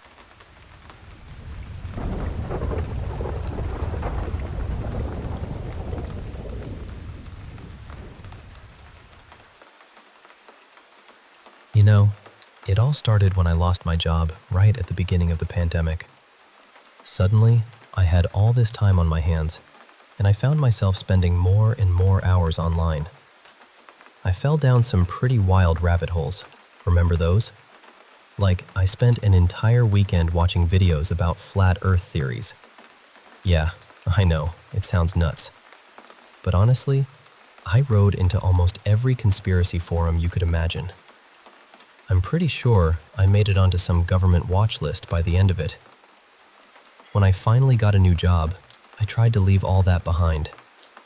But I did keep in touch with a few friends I'd made during those days. Most of them weren't the crazed types you might picture. They were just curious people, skeptics really. They weren't obsessed with wild theories just for drama's sake. They were fascinated by how things worked, always poking around for answers. Kind of like me. As I cleaned up the mess from my unemployed, anxious days, I noticed a new trend was sweeping through my circle. Static chasing. At first, I didn't pay it much mind. I mean, static? On old TVs? Who cared? Months passed, and I slowly drifted away from all the groups and chats. Mailing lists, subreddits, Facebook groups, Discord servers, all of it. I was trying to reclaim a normal life. Looking back, it was pretty embarrassing. When you've got nothing but anxiety and endless hours, you grasp for anything to fill the void. But as things settled down, I wanted to move on. Every now and then, I'd get a message from someone, some genuinely concerned, others just curious. But eventually, even those stopped. That all changed last October. Maggie, Mags to most of us, was one of the most down-to-earth people I met back then. She was a moderator on several boards and had this knack for sparking debates. She could toss out a question like a grenade and sit back to watch the sparks fly. She had a sharp edge, but never crossed the line. There was always a twinkle in her eye. So when she messaged me out of the blue, 4 months after we'd lost contact, I knew something was wrong.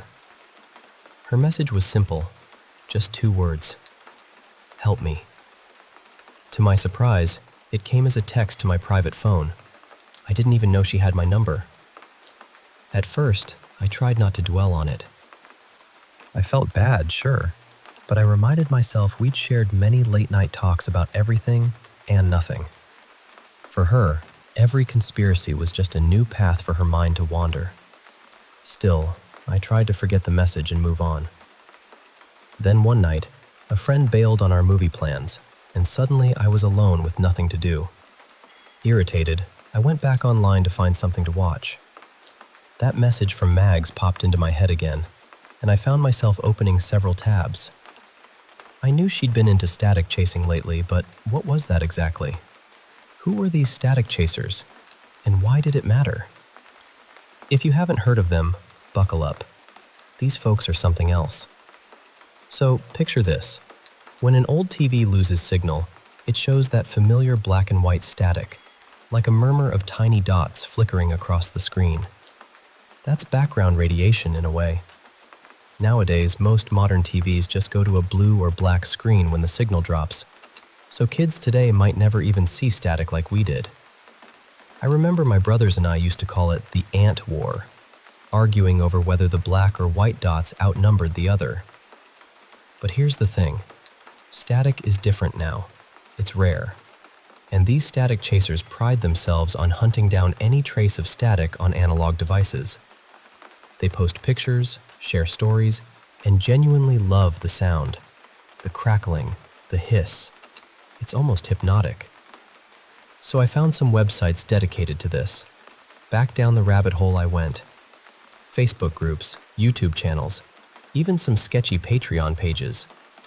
It felt like a ghost from my past was reaching back into my brain. I knew these roads well.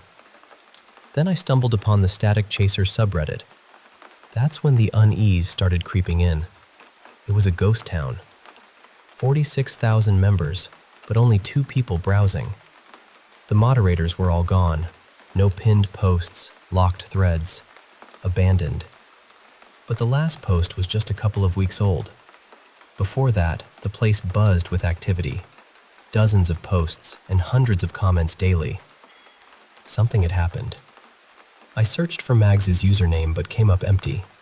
She had multiple backups, but no trace. I started reading through the final conversations. It was eerie. One user wrote, "I tried staying in front of it like you said. It really does change. But you gotta be there for hours. Is this safe?" That was the last post. No replies. Other posts talked about a new trend. People tuning their old TVs to static-heavy frequencies and just sitting in front of them. Instagram pics showed folks with coffee and biscuits in front of flickering screens, cats napping on heavy CRTs. This was a community of thousands, sharing an odd but genuine passion. Then I noticed something else. People posting about their blots. Blots are rare black spots that appear in the static, like large inky splotches right in the center of the screen. Some static chasers looked for these patterns, teasing out meaning or just marveling at where they might come from. High-speed cameras could catch these fleeting moments. And there, among the blot enthusiasts, was Mags. "I don't get it," she posted. "Static's supposed to be background radiation, so why does it have a fucking head?" She shared photos, videos, sound files. Some were downright creepy. A 6-fingered hand pressed against the screen, a perfect white circle, an image that looked like an eye. But the creepiest was the last one, a screen entirely white except for the outline of a humanoid figure. No static. She said it stayed that way for 15 seconds. I messaged her, trying to understand. Mags had gotten tangled in all sorts of odd theories before, from anti-vax nonsense to bizarre government conspiracies. But this was different. She was posting guides, sharing her findings. She'd even dug out an old TV to try it herself. Whatever she'd found, it had shaken her. A week passed with no reply, no online presence. I tried calling the number she'd used, but nothing. I searched everywhere, but she'd kept her personal life under tight wraps. No social links, nothing. She was terrified of being doxxed. Curiosity gnawed at me. There had to be a reason she was so obsessed. Her guides were clear and methodical. Maybe I should try it. So I found my mom's old CRT TV in storage, dusted it off, and set it up. I had Mags's guide open on my laptop. The process was oddly technical. A powerful magnet placed near the flyback transformer, a specific orientation of the TV based on the transformer's location, tuning to a particular channel based on local broadcast stations. For me, living in rural Minnesota, that was channel 0506. The magnet sat just under the flyback transformer, cushioned by a thin layer of hardwood. I followed every step, but at first, it was just a blast of static, white and black dots dancing, accompanied by that familiar, monotone hiss. The guide warned me I'd need to wait for hours. I left it running and went about my day, stepping out briefly for groceries, but mostly staying nearby, reading about what might happen. Apparently, after a few hours, the static would start to rearrange. Forms, shapes, even sounds might emerge. I settled in front of the TV as dusk gave way to a relentless October rain. Outside, the trees swayed, the wind howling softly. I wrapped myself in a blanket, feeling vulnerable. What had Mags seen to send that message? Where had all the static chasers gone? What was I hoping to find? Answers? Proof? I nodded off a few times. It was like watching clouds. After a while, your mind fills in the shapes. But Mags wasn't the type to be spooked by illusions. Something real must have frightened her. Near midnight, I was about to give up. I leaned over to turn off the TV. That's when I saw it. A tiny black dot, unmoving amidst the swirling static. As I leaned closer, a vague shape took form, almost humanoid. And there was a strange sound layered over the static, a high-pitched tone. Slowly, the spot grew, becoming clearer. A figure with 2 arms, 2 legs, a head, completely ink black, moving through the static toward me. The high-pitched sound sharpened, and then it spoke, just barely audible over the hiss. Hello. My heart leapt. Panic surged, but I forced myself to stay put. I turned the TV off. The moment I touched the knob, a jolt shot through me. A spark? An electric surge? I couldn't tell. I felt numb. Suddenly, my vision went black. I was lying on my back, panting. No matter how I blinked or rubbed my eyes, everything remained pitch black. I tried to breathe deeply, to calm myself, but there was nothing. No warmth, no cold, no pain. My hands moved, but it wasn't real movement. It was like I was a mind floating in nothingness, imagining having a body. A sick feeling crept in, or maybe just the memory of sickness or panic. Far away, a light flickered. I felt drawn toward it. Slowly, I moved, imagining legs carrying me, though there were no legs. As I neared the light, parts of me began to return. I looked down to see my hands, translucent, flickering in and out like static textures, thin enough I could pass one through the other. The light was a sphere, a big white and black orb pulsing with static patterns, black and white dancing across its surface. It made a sound, growing louder in my mind. Static, but layered with voices. A million whispers, arguments, cries, people trapped inside. Closer inspection revealed the black spots weren't random. They were silhouettes. Each one a person, stuck in the static. Millions, maybe billions. I turned to see the darkness beyond the sphere. It wasn't empty, but teeming with creatures. Some humanoid, others not. Screaming, crying, shouting, all converging on me. A universe of unspeakable horrors. Static filled my eyes and ears, desperate screams and hopeless cries. I was surrounded by terror and inevitability. Hands grabbed me, pulling me toward the sphere or tearing me apart. I tried to scream, but only static came out. Voices of the lost joining the endless chorus. Forever. Suddenly, a loud bang exploded. The transformer blew. Power cut out. I tumbled back in front of my TV. Time had barely passed. I lay on the floor, crying, screaming. That place was real. I'd been there. My fingers were numb, my body lost its bearings. I screamed again, but all I heard was static. Neighbors called the police.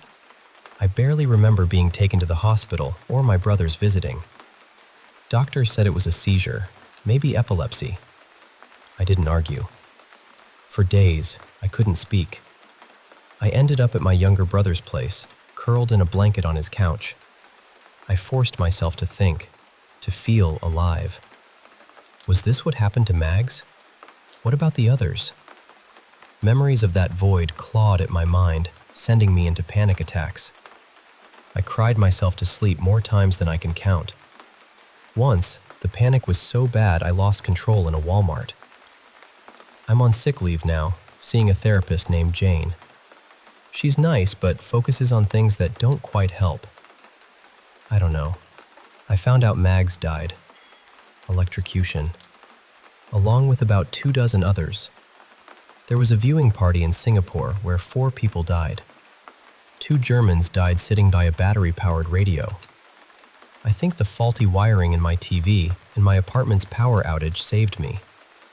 Without that, I'd be gone too, trapped in that sphere or torn apart. Forever static. But a part of me is still there. I can feel it whenever I hear static. I can see the black spots in the patterns. Remnants of people waiting for me. I'm sorry, Mags. I wish I could have helped. I really do. But I don't know what to do now.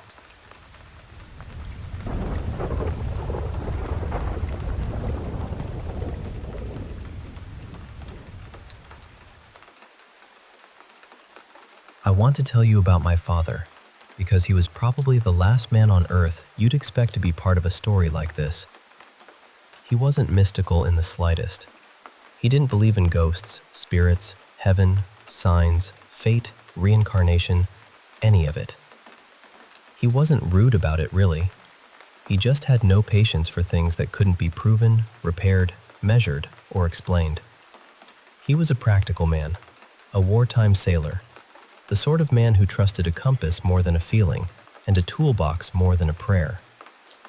Which is exactly why this story has stayed with me. He told me it happened during the Second World War, when he was on shore leave in New Zealand. He and a few of the lads from his ship had gone out for drinks one evening in a busy little pub. You can picture it, I think. Smoke in the room, laughter bouncing off the walls, glasses knocking together, chairs scraping, everyone talking too loudly because everyone else was talking too loudly too. They'd been there a good while, and at some point, one of them said, "Come on, let's find one more place before we call it a night." Just an ordinary thing to say, nothing dramatic.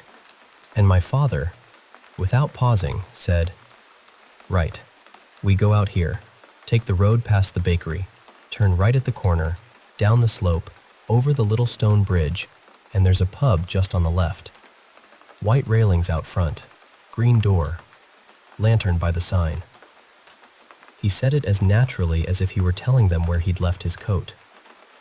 One of his mates looked at him and said, "Frankie, have you been there before?" And Dad said no, because he hadn't. He'd never been down that street, didn't know that part of town, hadn't seen it on a map, hadn't heard anybody talking about a pub over a bridge. He wasn't trying to impress anyone either. That wasn't his way. That's the bit I always come back to. He didn't announce it like a prophecy. He didn't make a performance out of it. He just said it, plainly, like the information had been sitting in his head all along. So they went. They stepped out into the cooler night, still joking at first. One of the men laughed and said, "Go on then, Frankie. Show us this magic pub of yours." They walked past the bakery. Then they turned right. Well, that could happen. Anyone could guess a turning. Then the road started to slope downhill. Still possible, I suppose. But then they saw the bridge. A small stone bridge just where he'd said it would be. And that, according to my father, was when the laughing stopped. They crossed it together, their boots sounding hard in the quiet. The town seemed thinner there, softer somehow, with the dark water moving underneath them. When they reached the other side, they looked left, and there it was. A pub. White railings out front, green door, lantern by the sign, exactly as he'd described it. Not close, not almost. Exactly. My father had no explanation for it. None at all. He didn't turn religious afterward. He didn't start believing in spirits or messages or any grand hidden design. He didn't dress it up into something bigger than it was. He just said it happened. One strange little tear in the fabric of an otherwise sensible life. One moment where he seemed to know something he had no possible way of knowing. And then it never happened again. No warning came with it, no meaning, no voice from beyond. That's why I believe him, because he was not a man who went looking for wonder in the corners of things. He believed in rope, rain, steel, engines, and work. And still, just once, the impossible tapped him on the shoulder. Though I'll admit, it always makes me smile that the only unexplained moment of my father's entire life didn't lead him to enlightenment. It led him to another drink.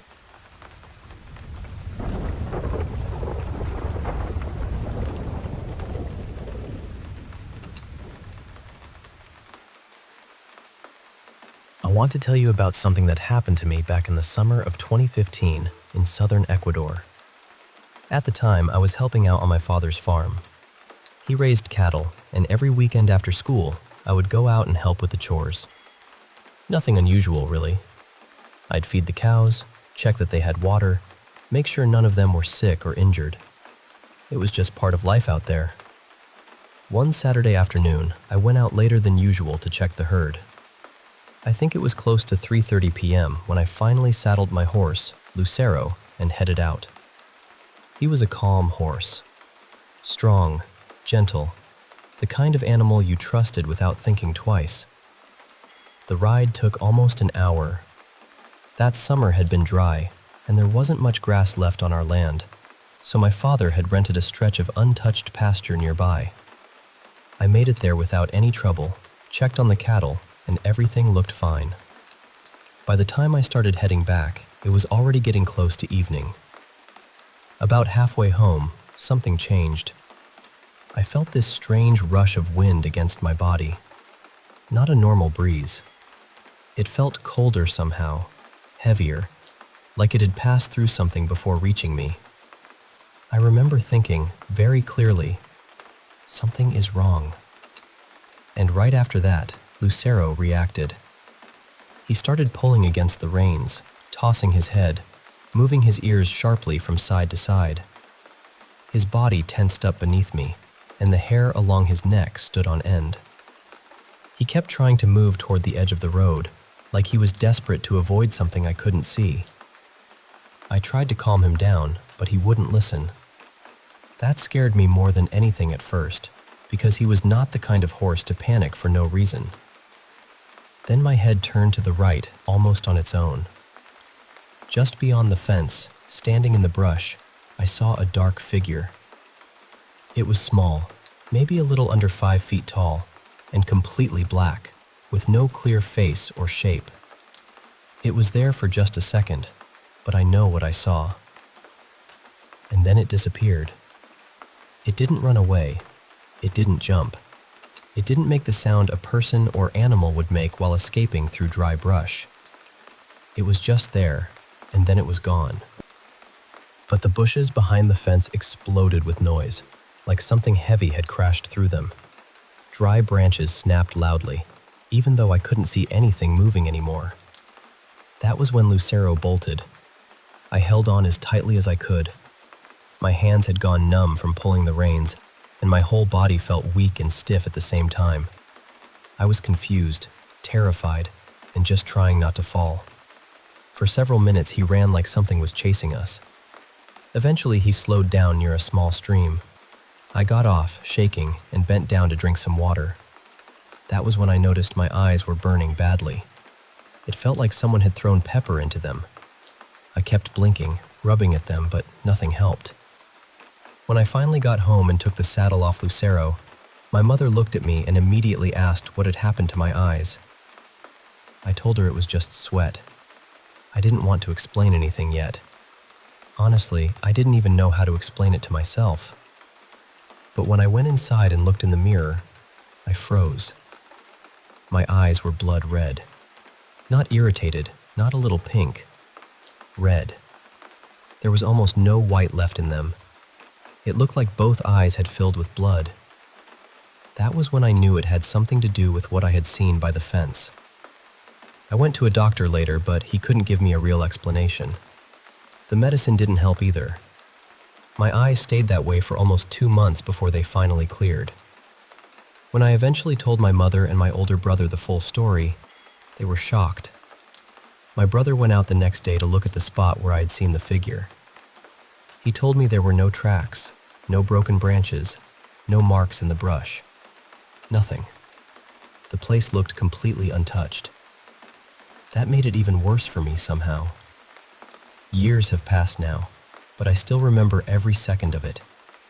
I have never gone back to that part of the farm.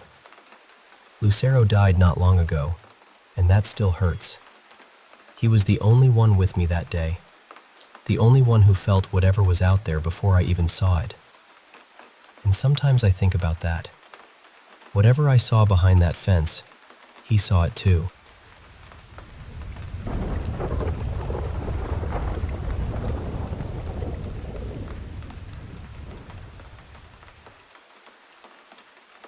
I still think about my first time at Bachelor's Grove Cemetery. This happened probably 14 or 15 years ago, back when I was around 19. And even after all this time, it still bothers me in a way I can't quite shake. When I was a teenager, I was really into the idea of the paranormal. Shows like Ghost Hunters had me hooked. But I wouldn't say I fully believed in ghosts. I was curious, sure, but I was also skeptical. TV is TV, you know? For me to really believe in something like spirits, I felt like I'd have to experience it myself. One night, my close friend and bandmate Mason called me. He was our guitarist, and he was much more into the darker stuff than I was. Ghosts, cemeteries, strange folklore, all of it. He asked if I wanted to go ghost hunting at Bachelor's Grove with him and a few friends around the witching hour. At the time, I had no idea what Bachelor's Grove even was. He told me it was this legendary haunted cemetery about an hour away, tucked back in the woods. The second he explained that, my curiosity took over. After years of watching ghost hunting shows, here was my chance to maybe see something for myself. So I drove over to Mason's house and met up with everyone. When I got there, I realized there were 7 of us going, and honestly, that made me a little nervous. Mason had already told me we'd probably have to sneak in because police sometimes patrolled the area looking for people doing exactly what we were about to do. 7 people trying to slip into a haunted cemetery at night didn't exactly feel subtle. One of the people there was someone I'd never met before. He was a friend of Mason's, this massive guy, probably close to 7 feet tall, in his mid-20s. He said he was a medium.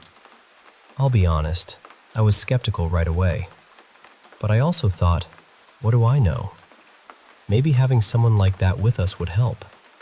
Maybe he'd sense something. Maybe this was exactly the kind of person you wanted around if you were trying to find proof of the paranormal. So we headed out. When we got near the cemetery, we parked about a mile away on a side street. From there, we had to find this hidden path through the woods that ran alongside the road and led toward the old cemetery entrance. Walking through those woods was intense. It was pitch black, and at one point, we nearly got caught by a police spotlight sweeping through the trees. We all froze, ducked low, and waited for it to pass. Eventually, we found the old rusty gate and slipped through. And then we were inside Bachelor's Grove Cemetery at around 2 in the morning. At first, it felt exactly how you'd expect. My adrenaline was high. I was listening to every tiny sound, watching every shadow. But what stood out most was how quiet it was. Not peaceful quiet, dead quiet.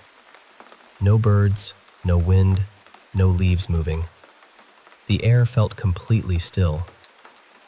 We wandered around for maybe 20 or 30 minutes, taking pictures and looking at the old headstones. And honestly, after a while, the fear started to fade. I remember thinking, this is just an old cemetery in the woods. There are 7 of us. Nothing is happening. There's nothing to be afraid of. Even the medium seemed calm. He wasn't acting nervous. He didn't say he felt anything strange. It was just us, the trees, and a bunch of old graves. Then suddenly, he stopped walking. He froze completely. For a few seconds, he didn't say anything. Then, in this panicked voice, he said, "We need to leave, right now." At first, I was annoyed. We had driven an hour, snuck through the woods, avoided the police, and we had barely been there. So Mason asked him what was wrong. The medium just kept saying, "It's not good. We need to go now." I don't know if his panic started affecting me or if something really did change, but right then, the entire place felt different. The woods seemed darker, closer, like the trees had leaned inward while we weren't looking. And when this huge mountain of a man suddenly turned and ran for the exit, none of us argued. We ran too. When we reached the entrance, we stopped to catch our breath and started asking him what had happened. He said the energy in the cemetery had shifted fast. According to him, it had turned malicious, and we weren't welcome there anymore. He said it was getting angrier the longer we stayed. Part of me still didn't believe him. I remember thinking that if he hadn't been there, we probably would have stayed all night and nothing would have happened. So we laughed it off a little, tried to act like we weren't shaken, and left. But the scariest part of that night hadn't happened yet. The cemetery sits inside a large forest preserve near a neighborhood. When you leave the entrance, there's a long, dark road with houses on one side and woods on the other. Farther down, there's a 4-way intersection with one lonely street lamp hanging over it.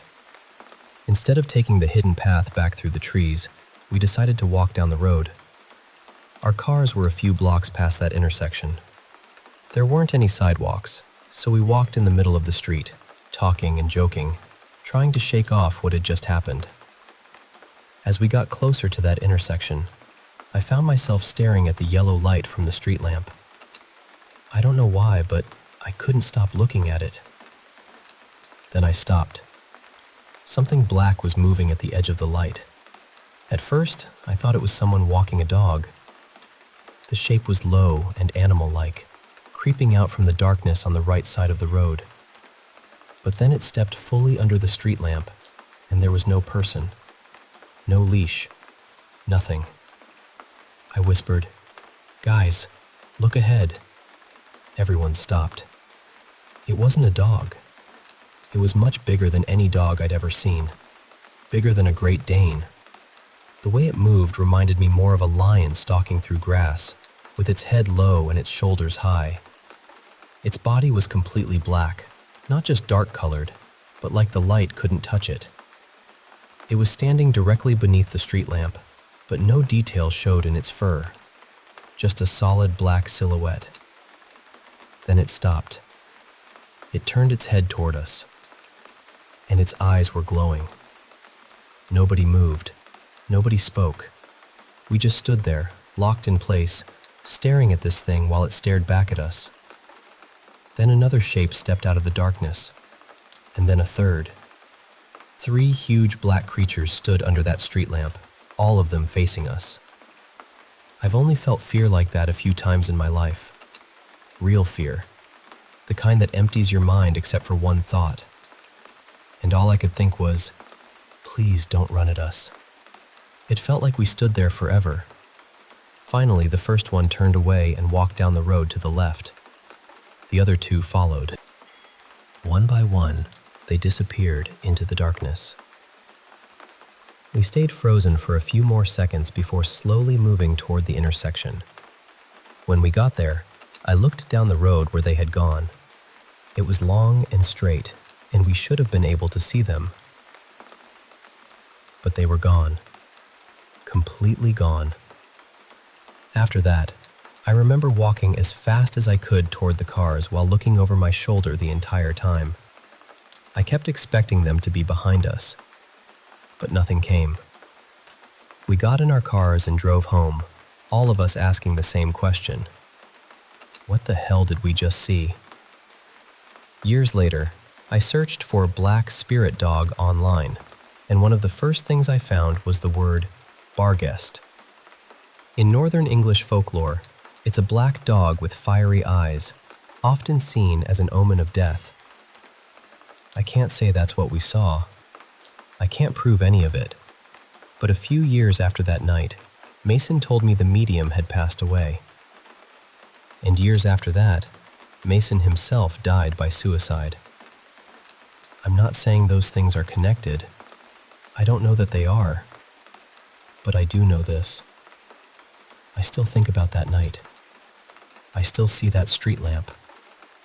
And I still remember those 3 black shapes staring back at us from the road.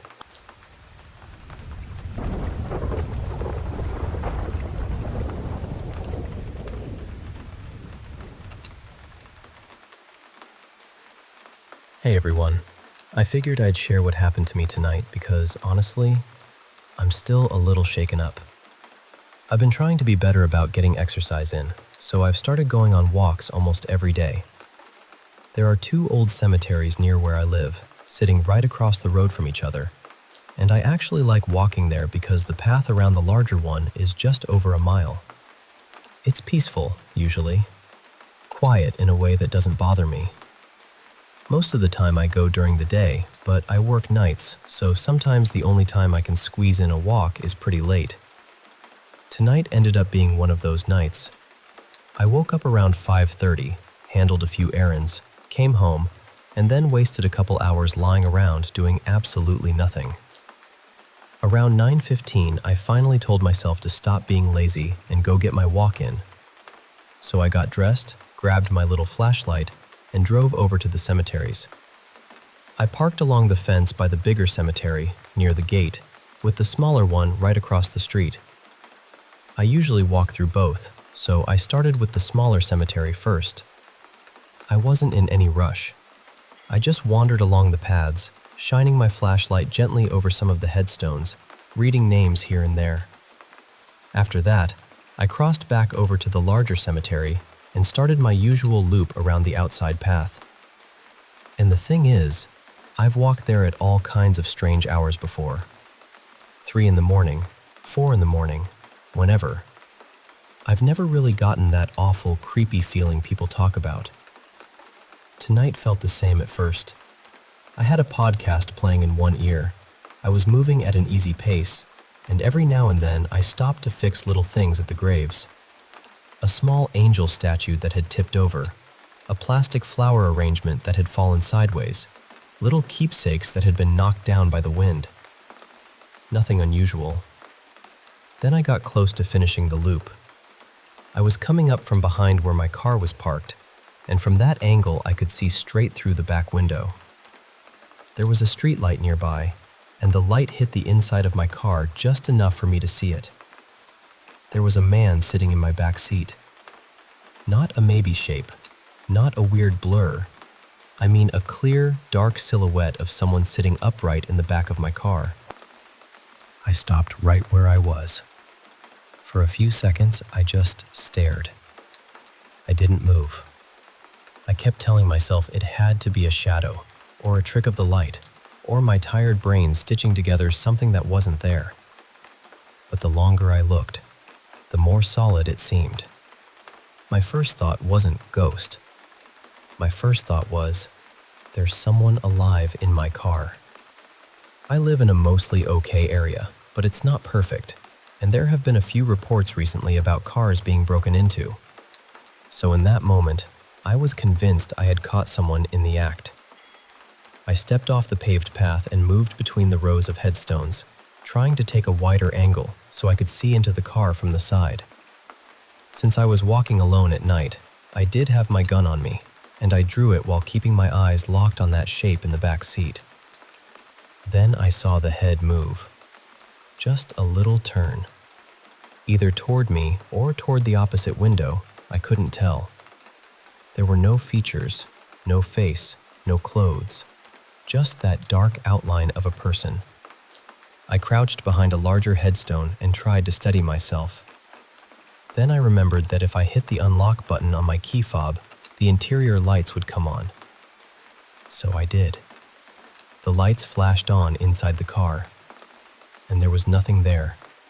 No man, no movement, no one ducking down, nothing. I stood there for a second, frozen all over again, because my brain just couldn't make that make sense. Then I walked out through the gate and circled the entire car, still expecting someone to pop out or be crouched on the floor somehow. I checked through every window, looked down between the seats, even though there really isn't anywhere for a full-grown person to hide in a little hatchback. There was nobody. No broken window. No open door. No sign anyone had been inside. After I convinced myself there wasn't a person hiding in there, or anything else waiting to grab my ankle, I got in that car and drove home faster than I probably should have.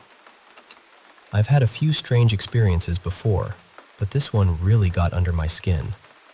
I keep replaying it in my head and I know what I saw.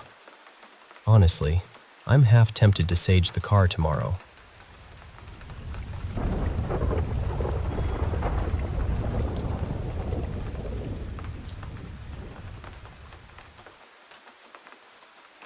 I still think about the house we moved out of 2 years ago.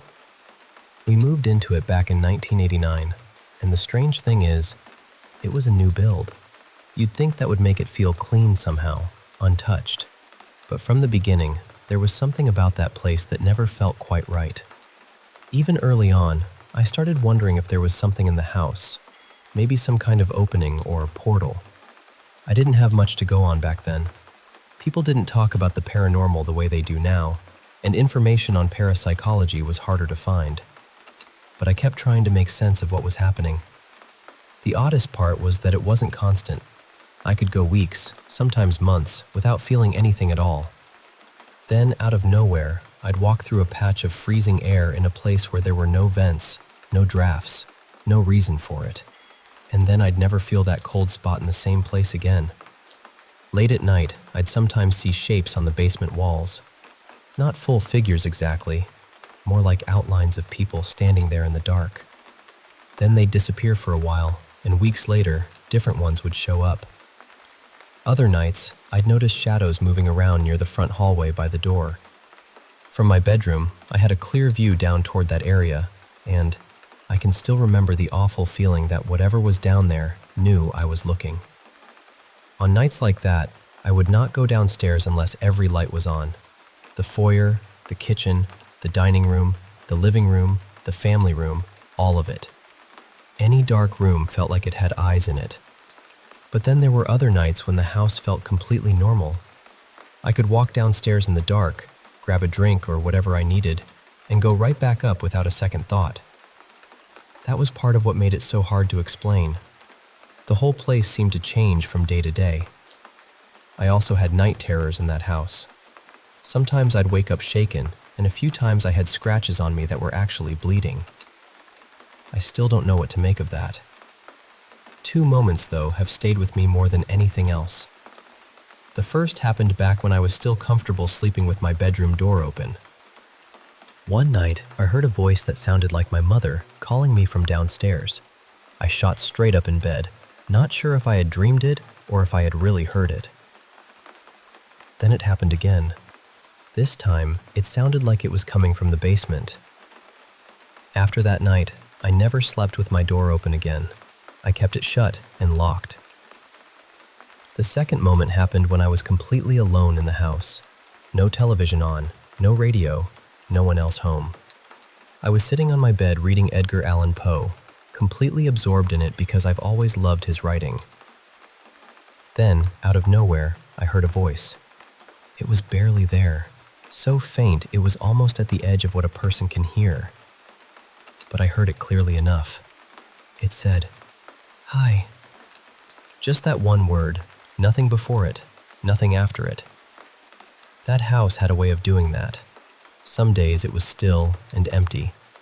Other days, when I was alone, I'd hear little noises, or one sudden loud bang from my parents' bedroom. When there was carpet in that room, it sounded like a heavy thud. After they replaced the carpet with hardwood, it sounded more like something metal or brass hitting the floor. I checked more than once when the carpet was still there, and once after the hardwood was put in. I never found a single thing out of place. I don't live there anymore, but I still wonder about it. Part of me wants to reach out to the new owners someday and ask if they've noticed anything unusual, if they've felt watched, if they've heard voices, footsteps, bangs, whispers, if they've seen shadows where shadows shouldn't be. And honestly, I'd like to know whether they'd ever allow someone to investigate the place. Because after all these years, I still don't have answers. But I know what I felt in that house. I know what I heard. And whatever it was, it never felt completely gone.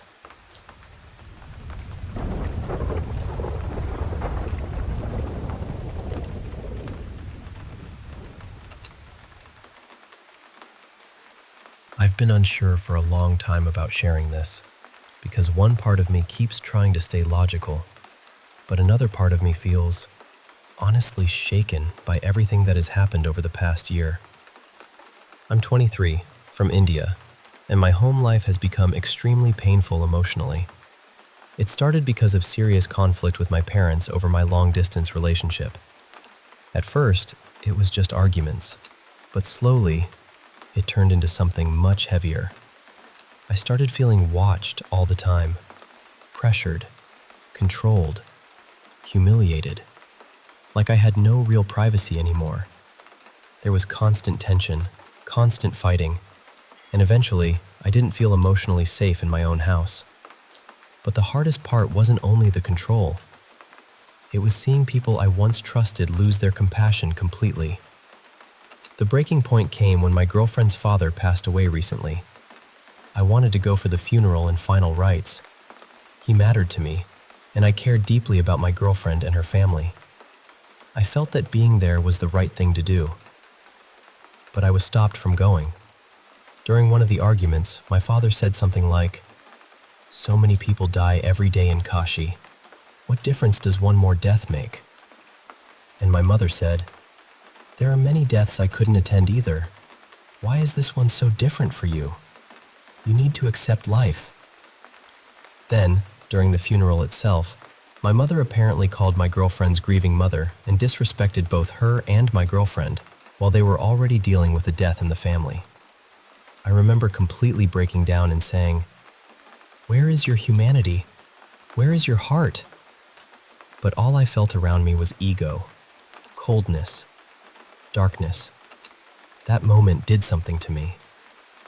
It felt like something inside me cracked.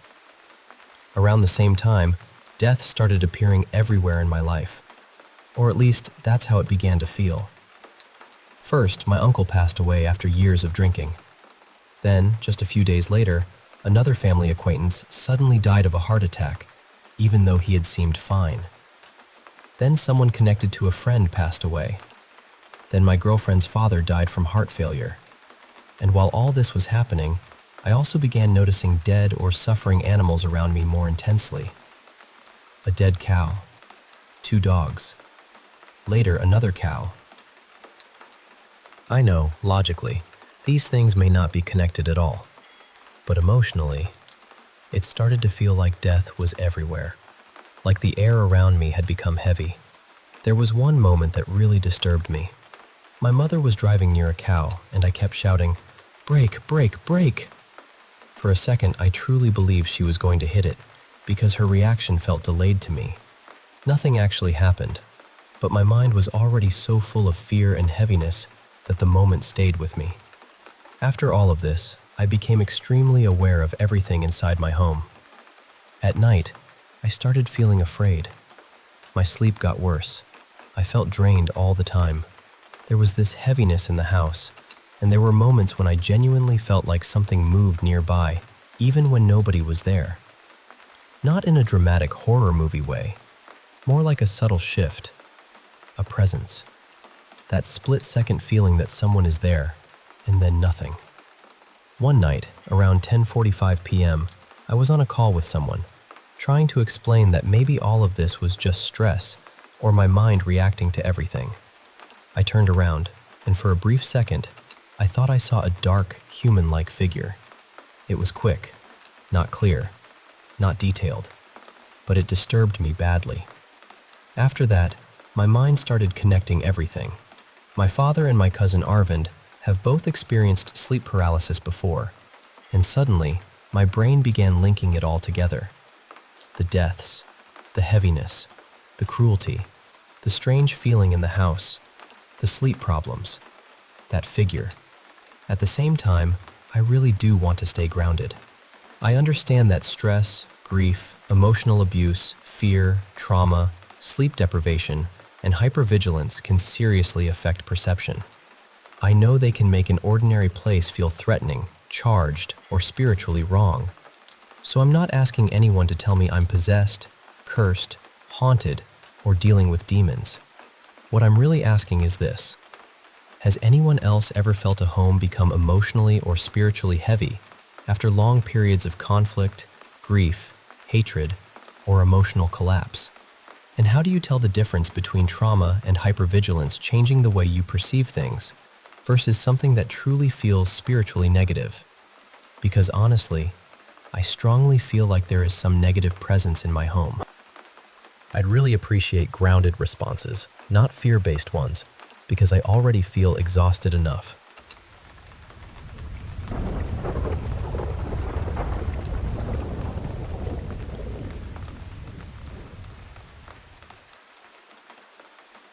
I grew up in Utah, born and raised, and one of the things I'm really grateful for is that I got to know my great-grandma, Margaret. She was such a gentle, loving woman, the kind of person who made every grandchild feel like they belonged in her kitchen. When I was little, I spent a lot of time at her house with my cousins and my brother. On that side of the family, there were hardly any girls around, just me and one girl cousin who wasn't there very often. So most of the time, I was surrounded by boys, and of course, they loved trying to scare me. They used to say Great-Grandma Margaret's house was haunted. There were two stories they always told. One was about a little boy who had been hit by a car on the road in front of the house. That street was supposed to be slow, but people flew down it like they were racing. We were never allowed anywhere near the curb. If we stepped off the lawn, we knew we were in serious trouble. The other story was worse. Supposedly, before my great-grandfather bought the house in the early 60s, a child had died there. The way I heard it as a kid, he had fallen from the top bunk in one of the bedrooms, hit his head badly, and passed away. That room became known in our family as the cold room. And it really was cold. Even in the middle of summer, when the rest of the house felt hot and stuffy, that room stayed chilly. The house didn't have central air or anything like that. It was just that room, always that room. My first real experience happened when I was about 7. It was Thanksgiving, and I'd been dropped off at great-grandma's while my mom helped cook at another house. Like a lot of older relatives, my great-grandma believed kids needed naps, whether they wanted them or not, so she tucked me into the bed in the cold room. I remember falling asleep for a little while. Then I woke up because it felt like someone had sat down at the end of the bed. Not an adult. The weight felt smaller than that. I opened my eyes just a little. The curtains were closed, the door was shut, and nobody was there. So I squeezed my eyes closed again and tried to convince myself I was imagining it. But the feeling stayed. A few minutes later, the bottom of the bed started bouncing. Not shaking a little, bouncing, like someone was sitting there and hopping up and down. I opened my eyes and I could see the bed moving. The whole mattress was shifting, but there was no one there. I threw the blankets off, ran out of that room, and locked myself in the bathroom across the hall. I just sat there, trying to understand what had happened. When I finally came out, Great-Grandma Margaret was sitting at the kitchen table with her coffee. I was terrified she'd make me go finish my nap, so I just told her I wasn't tired anymore and asked if I could play with my dolls. Thankfully, she let me. A few months later, something else happened.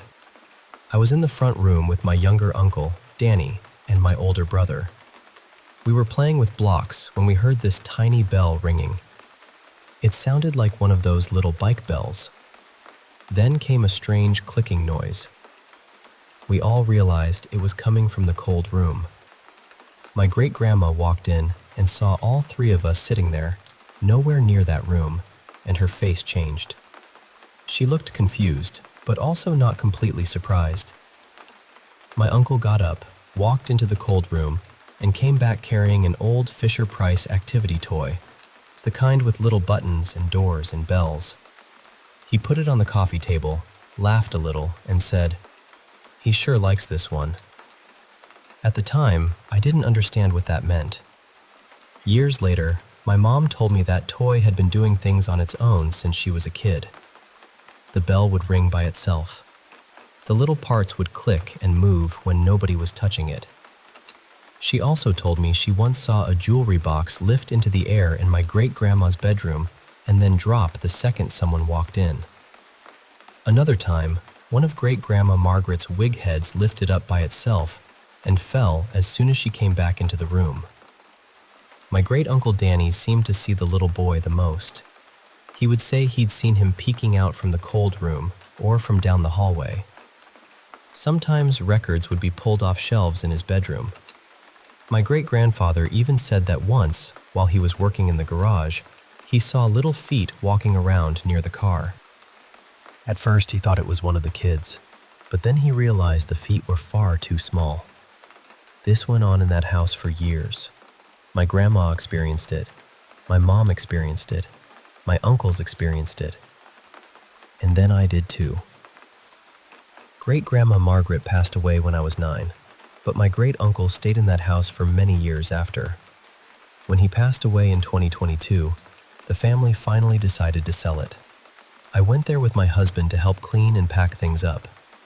While we were sorting through the house, I mentioned to another great-uncle how the older cousins used to scare us by saying the place was haunted. He looked at me and said, very calmly, "Well, a little boy did die here before my dad bought the house." I asked how he knew. He said it was in the property records. Then I asked how the boy died, and he told me the records said the child had fallen while climbing out of bed and hit his head. I got chills all over. Because suddenly, it wasn't just some creepy story my cousins made up to scare me. It was real. Or at least, the beginning of it was. And even as an adult, walking through that house for the last time, I still stayed away from the cold room.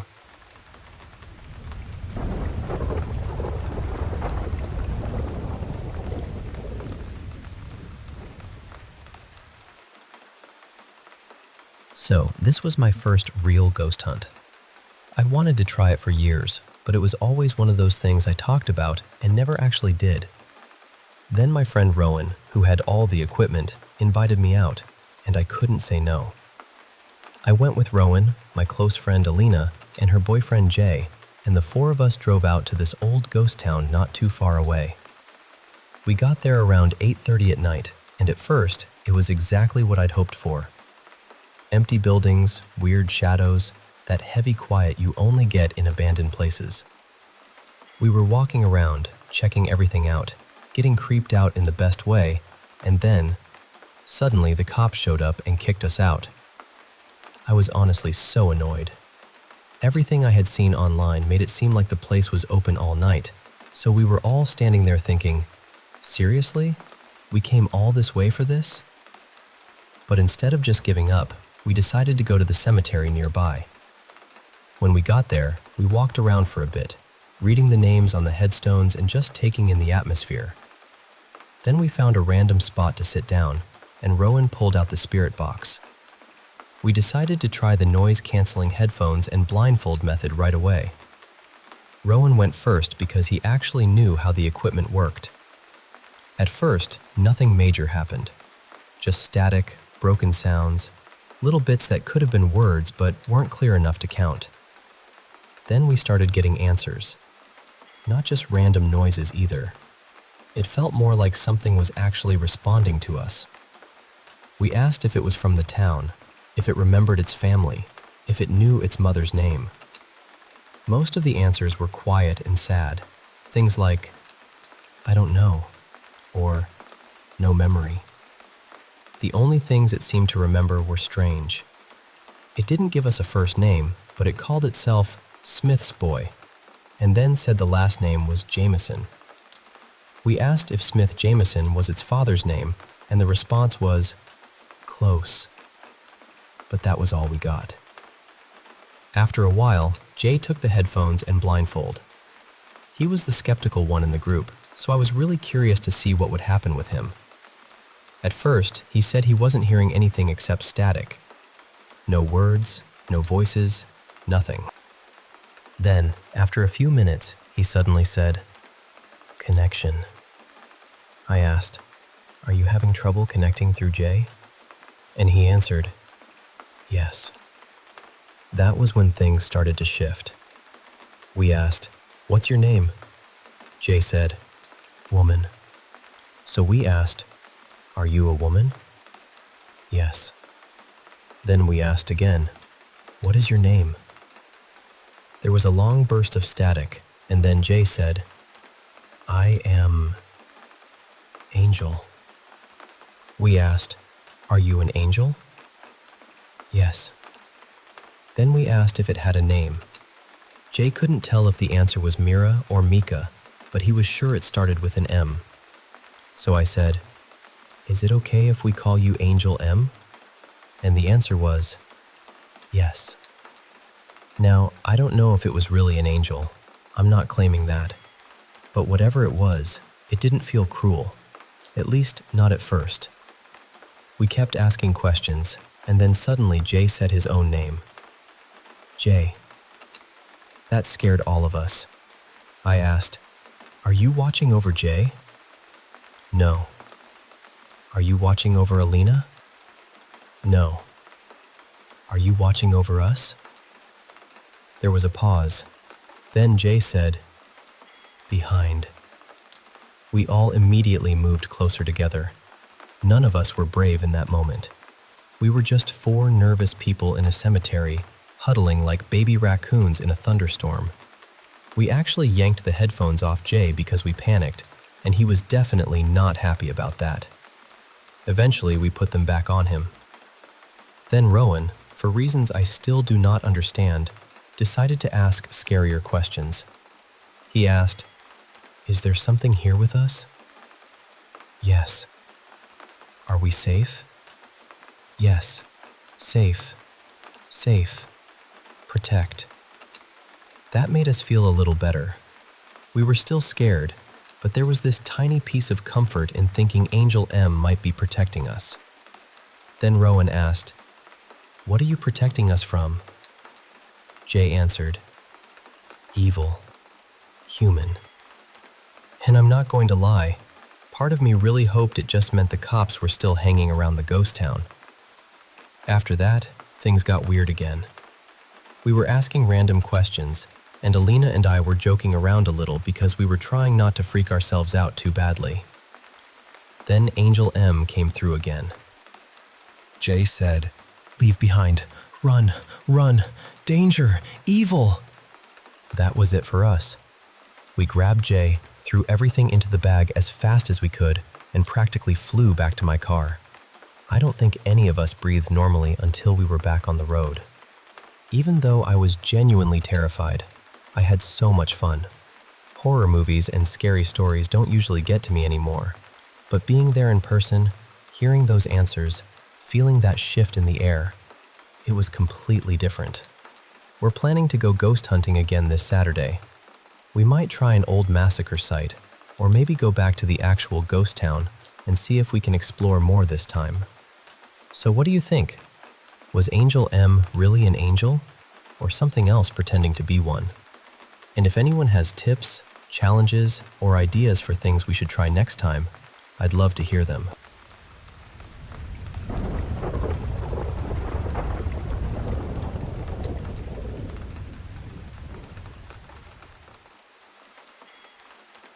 I've always had this strange little soft spot for ghosts and spirits. Not in a dramatic way exactly. It's just always been there, ever since I was a kid. I've had odd things happen around me before, so when something creepy happens, I don't immediately fall apart. I usually just sort of pause and think, all right, what was that? But this one was different. This happened in the house I'm living in now. I'd already had the feeling that something was here with us. In my old place, whatever was there felt heavy, angry almost, dark in a way I didn't like. But in this house, it felt different, lighter, almost playful, if that makes sense. There had been little things for a while. My glasses would turn up somewhere completely different from where I'd left them. We'd hear knocking. The dog would suddenly bark at empty corners of the room. Sometimes the TV would turn itself on when nobody was anywhere near the remote. Strange, yes, but not threatening. Then one afternoon, I was sitting in the living room. From where I was sitting, I could see partway down the hall toward the bathroom. Out of nowhere, the shower turned on. And I just thought, okay, Lena must be taking a shower. A few minutes went by, and then I thought, is she seriously not going to close the bathroom door? So I called out to her. I asked why she hadn't shut the door. And then she came out of her bedroom, upstairs. She looked at me and said, "What are you talking about?" I just sat there, staring at her, because honestly, what do you even say to that? I told her the shower had turned on by itself, and we both sort of laughed, because by then we already had this running idea that something in the house was messing with us. Now, one important detail. There's an attic hatch in my bedroom ceiling. Lovely, right? Exactly what you want above your bed. Anyway, later that night, I woke up standing in the corner of my room, not sitting up, not dreaming in the normal way, standing, and I was looking at myself asleep in my bed. I remember thinking very clearly, what is happening right now? Then the attic hatch in my ceiling slowly opened, and this little boy climbed down. He looked maybe 5 or 6 years old. He was wearing dark shorts, long black socks, little black shoes, and a tweed vest over a white shirt. His hair was pale blonde, but his face was strange. It was blurred somehow, like I couldn't quite focus on it. I was terrified, completely frozen, but at the same time, I was weirdly curious. Then he took my hand, and he started leading me around my own house. He showed me the living room first. He turned the TV on and off, over and over, like it was the funniest trick in the world. Then he knocked on the walls. He ran over to the dog and played with him. The whole time he was laughing. Not quietly either. Full, joyful, little kid laughter. Then he took me into the bathroom, and he turned on the shower. That was when it hit me. I looked at him and thought, it's you. You're the one doing all of this. And somehow, I wasn't scared anymore. I started smiling. Then I started laughing too, because it suddenly felt less like something haunting us, and more like a little kid proudly showing me all his favorite toys. I woke up the next morning and told my family everything. I was laughing while I explained it, and honestly, it became this strange little family joke. Now, whenever something odd happens in the house, someone will say, "Must be him." I've never seen him again. I've never had another dream that vivid either. But I still think about him. And whoever he is, wherever he is, I really hope he's happy.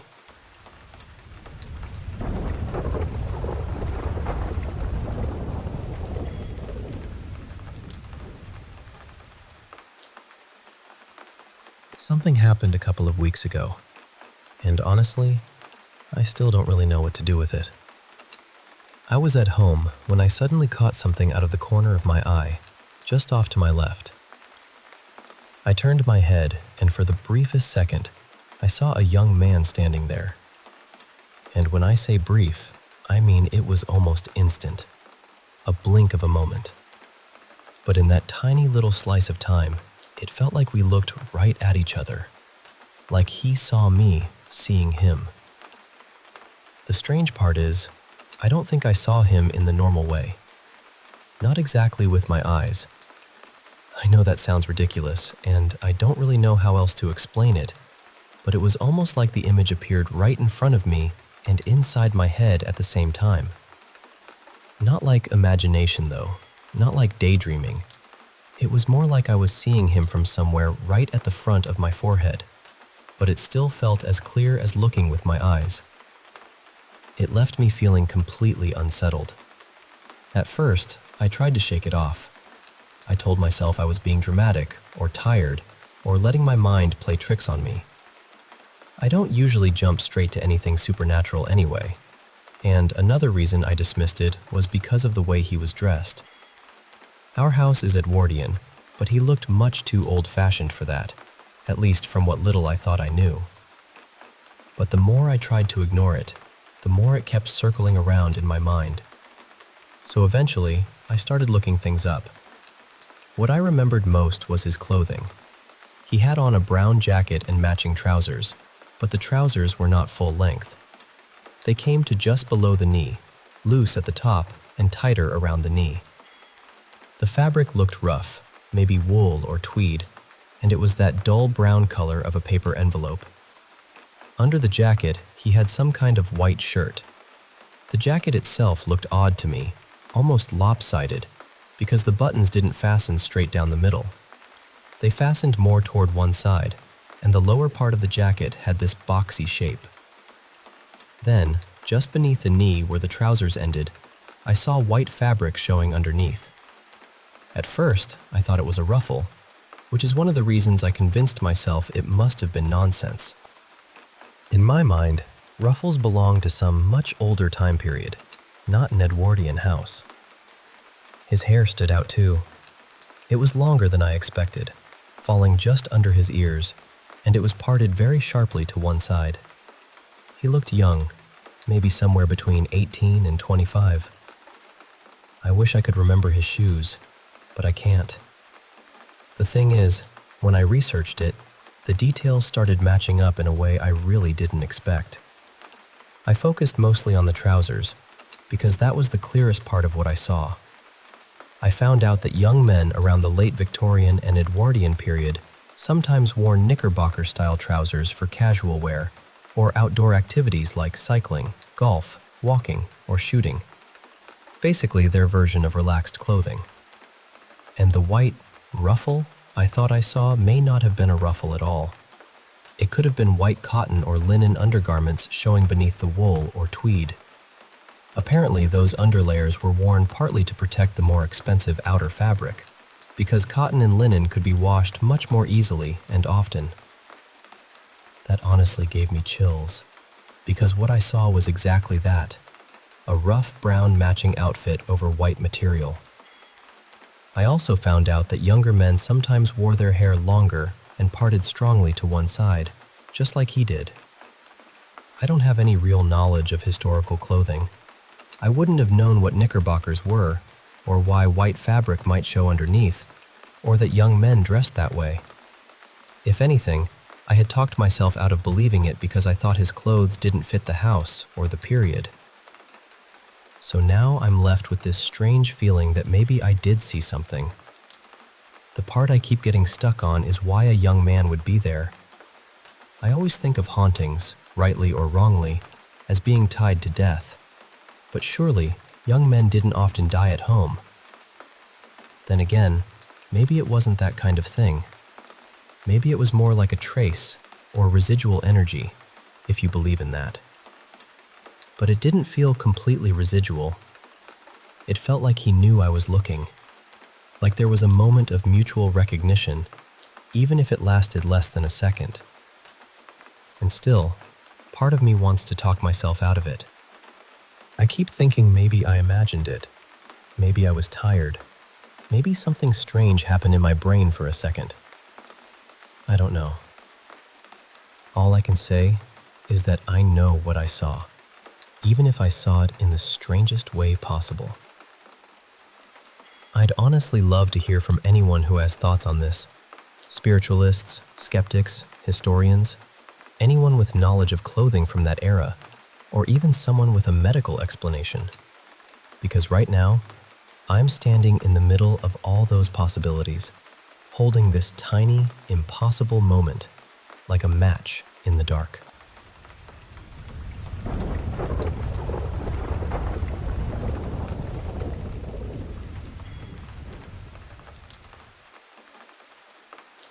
So this happened a little over 15 years ago, back in Guadeloupe, on one of those Caribbean nights where the darkness feels thicker than it should. At the time, I was living in a small town called Vieux-Habitant, and my mother, Mireille, had recently moved to a place closer to Petit-Bourg. I had never actually stayed at her new house before, so I didn't really know the place or the area around it. Around that same period, I got a job as a school supervisor in Pointe-à-Pitre, and for anyone who knows Guadeloupe, getting there from Petit-Bourg was much easier than commuting from where I lived. So my mother told me, just stay at my place during the week. It'll save you time. Which sounded perfectly reasonable, until I saw the house.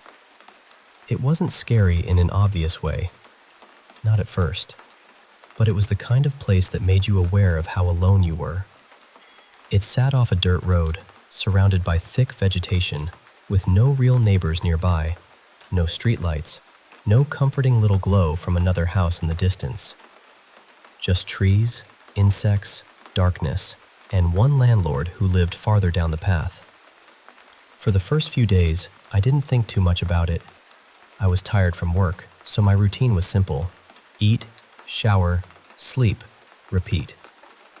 Then one evening, my mother went out to spend time with friends, and I was left alone in the house for the first time. I got ready for bed, turned off the lights, and was just starting to drift off when I heard something above me. Footsteps. Clear footsteps. I opened my eyes and listened. Nothing. So I told myself I was half asleep and tried to relax again. Then it happened a second time. Heavy steps right over my head. I turned the light back on and looked around the room like the ceiling was going to suddenly confess. Nothing. No cracks, no movement, no explanation. The sound stopped. I lay back down. And then it started again. Now, I should say this clearly. I'm not someone who believes in ghosts. I've always been pretty rational about that kind of thing. I can enjoy a spooky story, sure, but I usually file it in the same drawer as legends, folklore, and things people swear happened to their cousin's friend. But when you're alone in a house surrounded by jungle, and something is walking above your head in the dark, your brain becomes very interested in finding an answer. So I got up and searched the house, room by room, closets, corners, windows, the little storage area, everywhere. Nothing. And somehow, that made it worse. At one point, I actually convinced myself someone had broken in. Then I thought maybe an appliance was making the noise. So I unplugged the television, then the fan, then a few kitchen appliances. I was unplugging things like I was performing an exorcism with electrical safety. And still, the footsteps came back. Only this time, there was another sound with them. Chains. Metal dragging and clinking above the ceiling. That was the moment my rational mind started packing its bags. Because I was alone, in the middle of nowhere, hearing footsteps and chains moving across the roof in total darkness. I called my mother. No answer. I texted her. Still nothing. For about half an hour, the sounds moved from one side of the ceiling to the other. Step, drag, step, clink. Like something heavy was pacing up there, taking its time. Eventually, I made the decision that every doomed person in a horror movie makes. I went outside. It was pitch black. No city lights, no moonlight worth mentioning, nothing. I had a flashlight in my hand, but for some reason I didn't turn it on right away, because apparently I didn't want whatever was up there to notice me. That was my brilliant strategy. I crept around the side of the house, trying to stay quiet, and that's when I noticed something I somehow hadn't paid attention to before. The back of the house was built into a slope.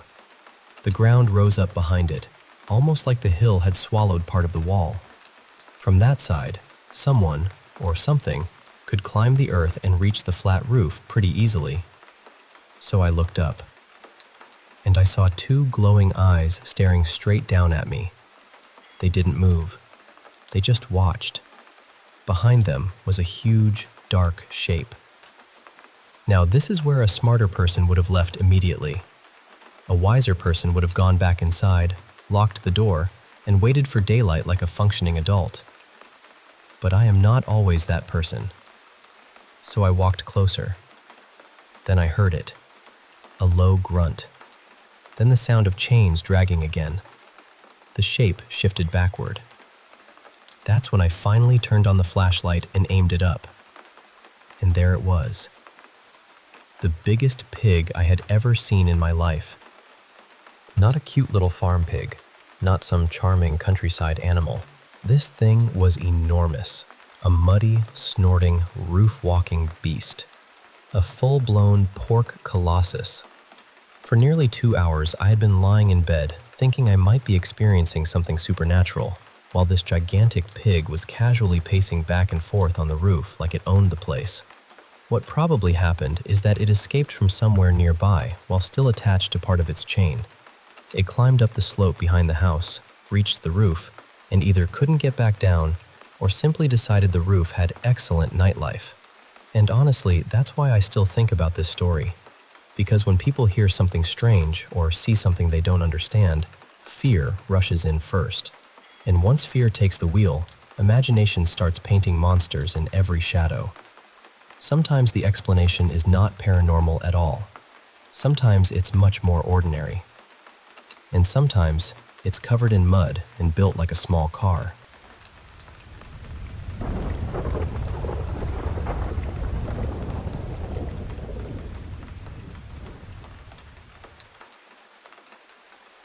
I want to tell you about something that happened a few years ago, because even now, I still think about it. At the time, I was about 19 or 20. My partner was a little older than me, around 22. My little sister was 12, and my baby brother was only about 4. Back then, I lived full-time with my grandfather. My mom had her own place with my sister and brother, but the kids would sometimes come over and stay with me. I'd watch them, make sure they were fed, keep them entertained, all of that. That night started out completely normal. We were downstairs in my grandfather's condo. It wasn't a basement or anything, more like a lower-level living area with a sliding glass door that led out to the shared backyard space. We had a mattress laid out on the floor, and my brother was sitting on it with my sister. I was standing a few feet away from them, near one of the downstairs windows. The sliding glass door was shut, and the blinds over it were closed because it was nighttime. The only blinds open were on the regular window beside me. My partner had just left to pick up food for everyone. I mean, she had barely been gone for a minute. And then the whole room changed. I don't really know how else to explain it. It felt like all the air got pulled out at once, like the room suddenly went hollow. My sister felt it too, because she immediately looked over at me. The second we made eye contact, my brother stood up. His face went completely pale. Then he started screaming. Not crying, screaming. He was pointing at the window near me, yelling that something was standing outside. My stomach dropped so hard I felt sick. My sister ran straight over to me, and my brother kept screaming for us to close the blinds. We couldn't see anything, nothing at all. But there was no way I was going to ignore him, not with the way he looked. He was terrified in a way I had never seen before. Everything after that felt strange, like time had slowed down. The room looked blurry around the edges. My sister and I rushed to close the blinds, and then we grabbed my brother, trying to calm him down. He was still pale, still screaming, barely able to breathe. Then, after the blinds were closed, he suddenly screamed that it had come inside. That was the moment I truly started to panic. I picked him up. He was only in a diaper because we had been getting ready to change him into pajamas. He kept saying it was following us. We ran toward the sliding glass door, and I tore through the blinds like I wasn't even thinking. I opened the door and rushed outside onto the patio with him in my arms. For just a second he calmed down. His breathing got a little steadier. He wasn't crying as hard. And then his panic came right back. He looked beside us and screamed that it was standing next to us. I swear, I almost dropped right there. We all ran upstairs and got out the front of the house. Honestly, that is what I should have done from the beginning. We ended up sitting on the front steps, shaken and freezing with fear. I pulled out my phone to check my partner's location, and that made everything feel even worse. She had only left a few minutes earlier. She was still just down the block. I called her, completely frantic, trying to explain what had just happened. She kept telling me she had barely been gone, and she didn't understand how all of that could have happened so fast. But it did. We stayed outside until she got back. It must have been at least 30 or 40 minutes, and none of us wanted to go back in. Another thing I remember is my cat. He had been inside the whole time, but during all the chaos downstairs, I didn't see him anywhere. When we were outside on the front steps, I looked up and saw him sitting in the upstairs window, just watching us. Afterward, my brother seemed completely spaced out. My sister held him because he was always closest with her, and she kept comforting him. When we finally got him to say anything, he said it was a huge figure. He described it as yellowish white, almost glowing. But he was so little, only 3 or 4, so it was hard for him to explain exactly what he saw. As he got older, whenever we brought it up, he said he didn't remember it. But I know he wasn't playing around. There is no way. The fear on his face, the way he almost passed out, the way the whole room felt before he even screamed, that wasn't a kid joking. It is still one of the most terrifying things I have ever experienced. I've had other strange things happen in my life, and my grandfather's house always seemed to attract weird energy. But that night stands out because my sister and I felt something too. We never saw the figure, but we felt the change in the room. And my brother saw something that scared him beyond words.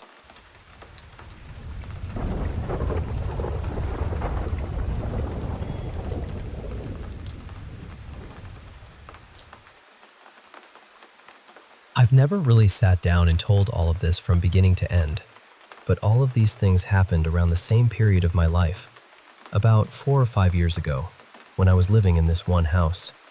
And I know people say this kind of thing all the time, but I really mean it when I say that house felt haunted. Not just old house with weird noises haunted. It felt heavy, like something was always there, just slightly out of sight. The first thing that really shook me happened when my friend Mason and I were messing around with a Ouija board. We were younger, probably acting braver than we actually were, treating it like some creepy little game. But then, it stopped feeling like a game. The board spelled out his mother's name. His mom had passed away, and I knew that, but I didn't know much beyond that.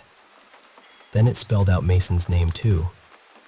He got quiet, and after a moment, he asked what day she died. I had no idea what the date was. None. And then, The board spelled it out. After that, it spelled his name again. Mason looked completely different after that. He just said he wanted to stop. So we stopped. And he never brought it up again. Not once. He wasn't the kind of person who would joke about something like that, especially not about his mom, and honestly, that scared me more than anything. Another thing that happened in that house was the knocking. It happened several times, maybe 6 or 7 altogether. I'd be in the bathroom and I'd hear a clear knock on the door. Not a creak. Not the house settling. A knock. I would say, "I'm in here," thinking it was my mom or my grandpa. Then nothing. No answer. No footsteps walking away. Just silence. I lived there with my mom and grandpa, and my mom swore up and down it wasn't her. And by now, she would have admitted it if she'd been messing with me. My grandpa was a heavier guy too, so if it had been him, I definitely would have heard him walking away. But every time, there was just the knock, and then nothing. It stopped for a while, then happened a couple more times, and then eventually it just quit completely. We moved out not long after. One day, my mom and I were packing things up in the living room. We were standing there talking, surrounded by boxes and random furniture, and there was this regular chair sitting in the middle of the room. Not a rolling chair, not on wheels, just a normal chair. While we were talking, it moved. Just a few inches, but enough for both of us to see it. We both stopped. Neither of us said anything for a second, because there wasn't anything to say. There was no explanation that made sense. It didn't slide because someone bumped it. It didn't shift because the floor was uneven. It just moved, and we both saw it. There was also this hallway in the house that I still think about. It was off the living room, tucked into the corner, and it led to the bathroom.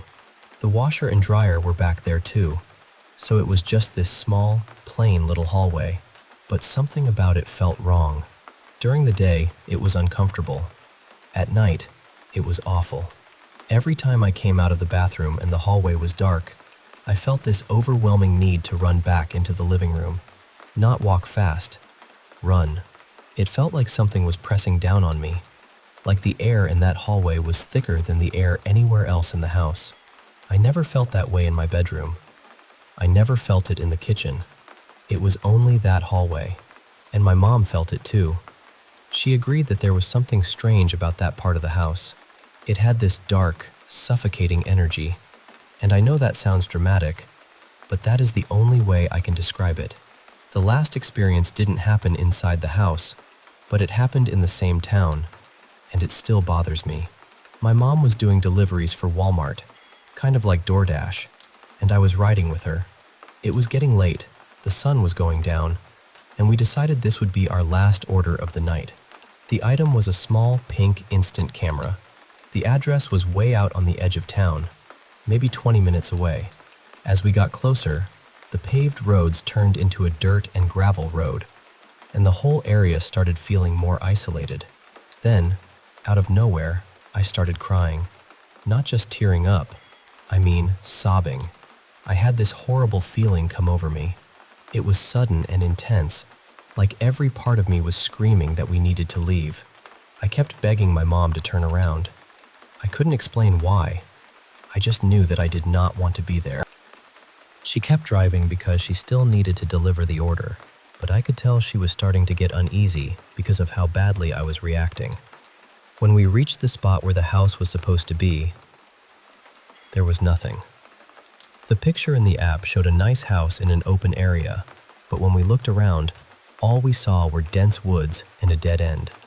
No house, no driveway, no porch light. Nothing. That was when my mom got really uncomfortable too. She canceled the order, turned the car around, and we left. And the strangest part is that as soon as we got off that dirt road, I stopped crying. The feeling was just gone. It was like someone had lifted something off my chest. I still think about that night. I still wonder what would have happened if my mom had tried to get out of the car or keep looking for the house. I'm grateful she listened to that feeling, even if neither of us could explain it. So those are the experiences I had. My mom has her own stories too, and she completely believes in ghosts. After living in that house, and after everything that happened around that town, I understand why. I don't know exactly what was there, but I know what I felt. And I know I never want to feel it again.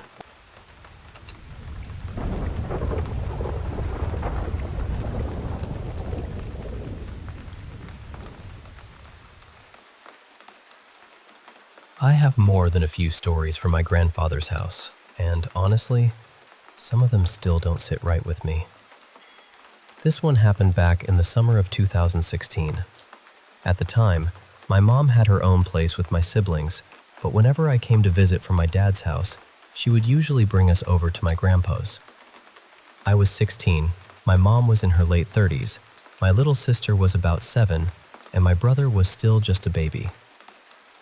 That night, we were all sleeping downstairs in the living room. It wasn't a basement or anything, just the main floor of the house. My mom was on the pull-out bed from the couch, and I was across from her on a smaller couch. Behind my head was the hallway that led toward the garage, and from where my mom was lying, that same hallway was kind of diagonal from her. It was already really late, definitely after 1:30 in the morning. We were both still awake, scrolling on our phones, texting, watching videos, that sort of thing. The TV was on too, but neither of us was really watching it. It was mostly there for a little light and background noise. After a while, my mom said, "Okay, we should try to sleep," and she wanted to turn the TV off. The second she said that, my stomach dropped. I wasn't usually scared of the dark, so it felt strange. It was just this sudden, awful feeling that we should not turn that TV off. I told her I didn't want it off, but she brushed it off and turned it off anyway.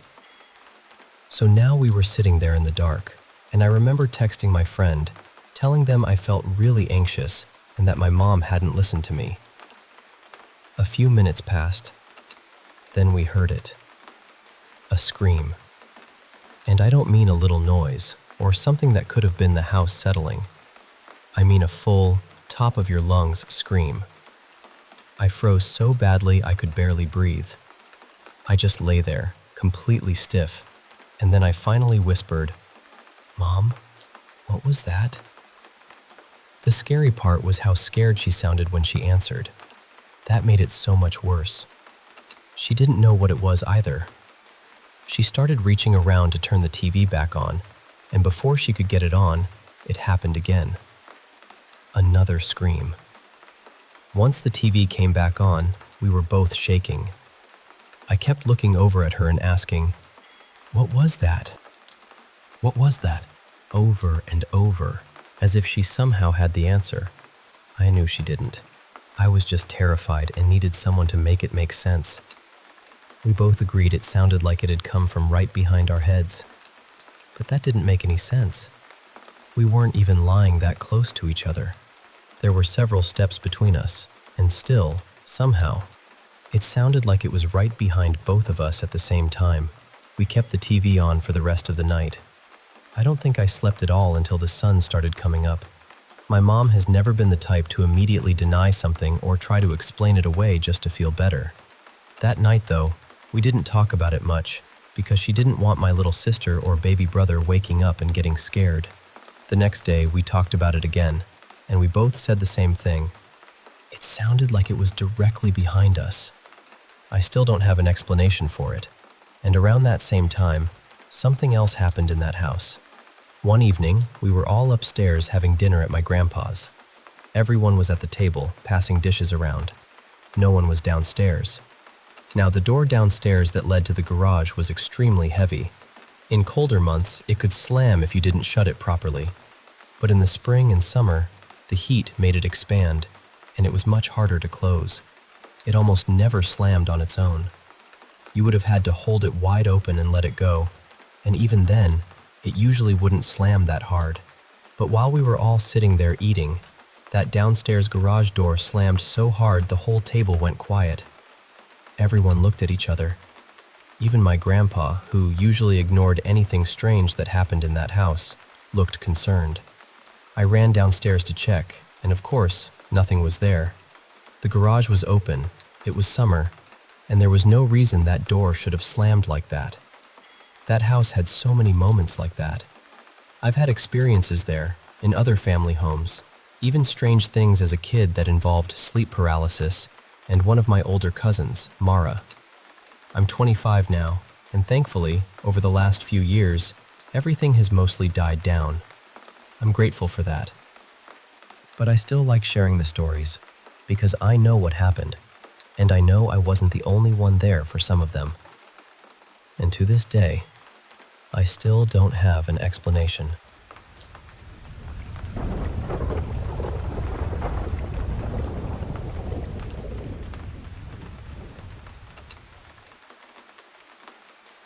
I want to tell you about something that happened after several days of really intense anxiety.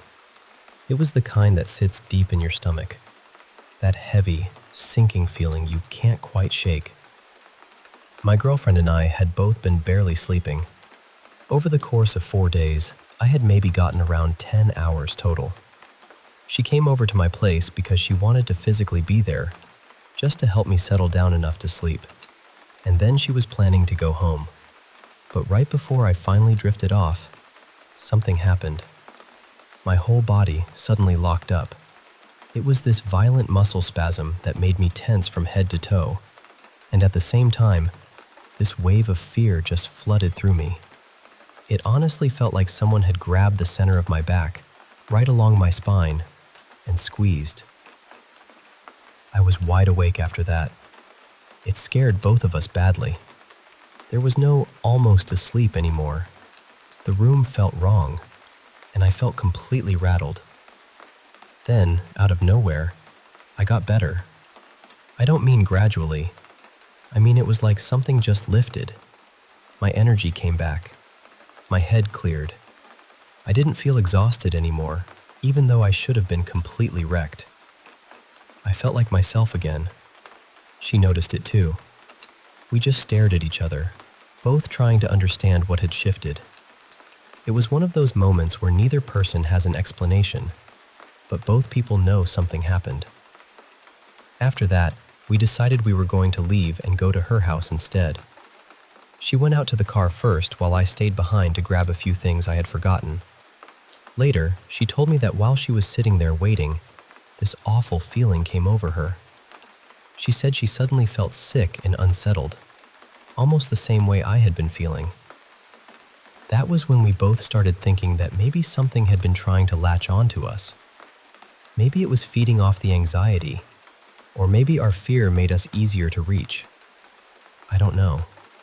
But what I do know is that as soon as we left the house, we both felt normal again. And there is some history with that place. Before the current house was built, there was an old hoarder house on the property. It was beyond saving. The air conditioning unit was falling through the roof. There was only one narrow path through the clutter. No working plumbing. Bags of old diapers. Decay everywhere. The woman who lived there died inside the home, and her cats were left with her. There were dozens of animals connected to that place, and some of their ashes were still there. A neighbor eventually called for a wellness check, and that was how the fire department found her. The energy there was hard to explain. It was heavy, rotten, dark in a way that felt deeper than just sadness. It felt wrong. Eventually, that house was torn down, and a new one was built on the lot. But ever since then, I have seen this shadowy figure standing in the doorway of what used to be her room. She and her mother had lived there since the 70s, and they both died there. So did so many animals. At one point, we even found her mother's ashes, and I took them up into the mountains so I could spread them somewhere peaceful. Still, back at the house, I keep having to shut that door. I have known something was there. I used to think maybe it was her, and that she just didn't want to leave. A couple of years ago, I tried to sage the house, but the reaction I felt was strong enough that I stopped. I told myself I should leave it alone, but after this experience, I'm done leaving it alone. Whatever is there has to go. As I'm saying this, I'm preparing myself. I have sage ready. I've placed quartz and rose quartz around the house. The feather I use for cleansing is out, and the crystals are being purified. The windows are open. My intention is clear, and I fully believe this is going to work. This is the strongest presence I have ever personally felt. I also think I'm more sensitive to this kind of thing because of everything I've experienced over the years. There was a time when I used psychedelics heavily, and that changed the way I understand consciousness. I've had experiences that made me feel like I live more inside my awareness than inside my physical body. Because of that, energy affects me deeply. The person I live with, Mason, has barely noticed anything, but for me, it has been different. I've struggled with depression the whole time I've been connected to this house, even before the new one was built. At one point, I was driving close to 3,000 miles a month just to be away from the place and feel lighter somewhere else. So this time, I'm not backing down. I'll share what happens afterward, but I already know how this ends. This house is getting cleared.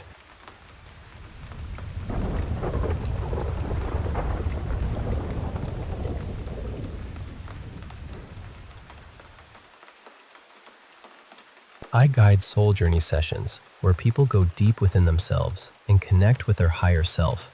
And something I notice again and again is that people often come in carrying anxiety, sadness, fear, or this deep feeling that they do not belong anywhere. On the outside, their life may look completely fine.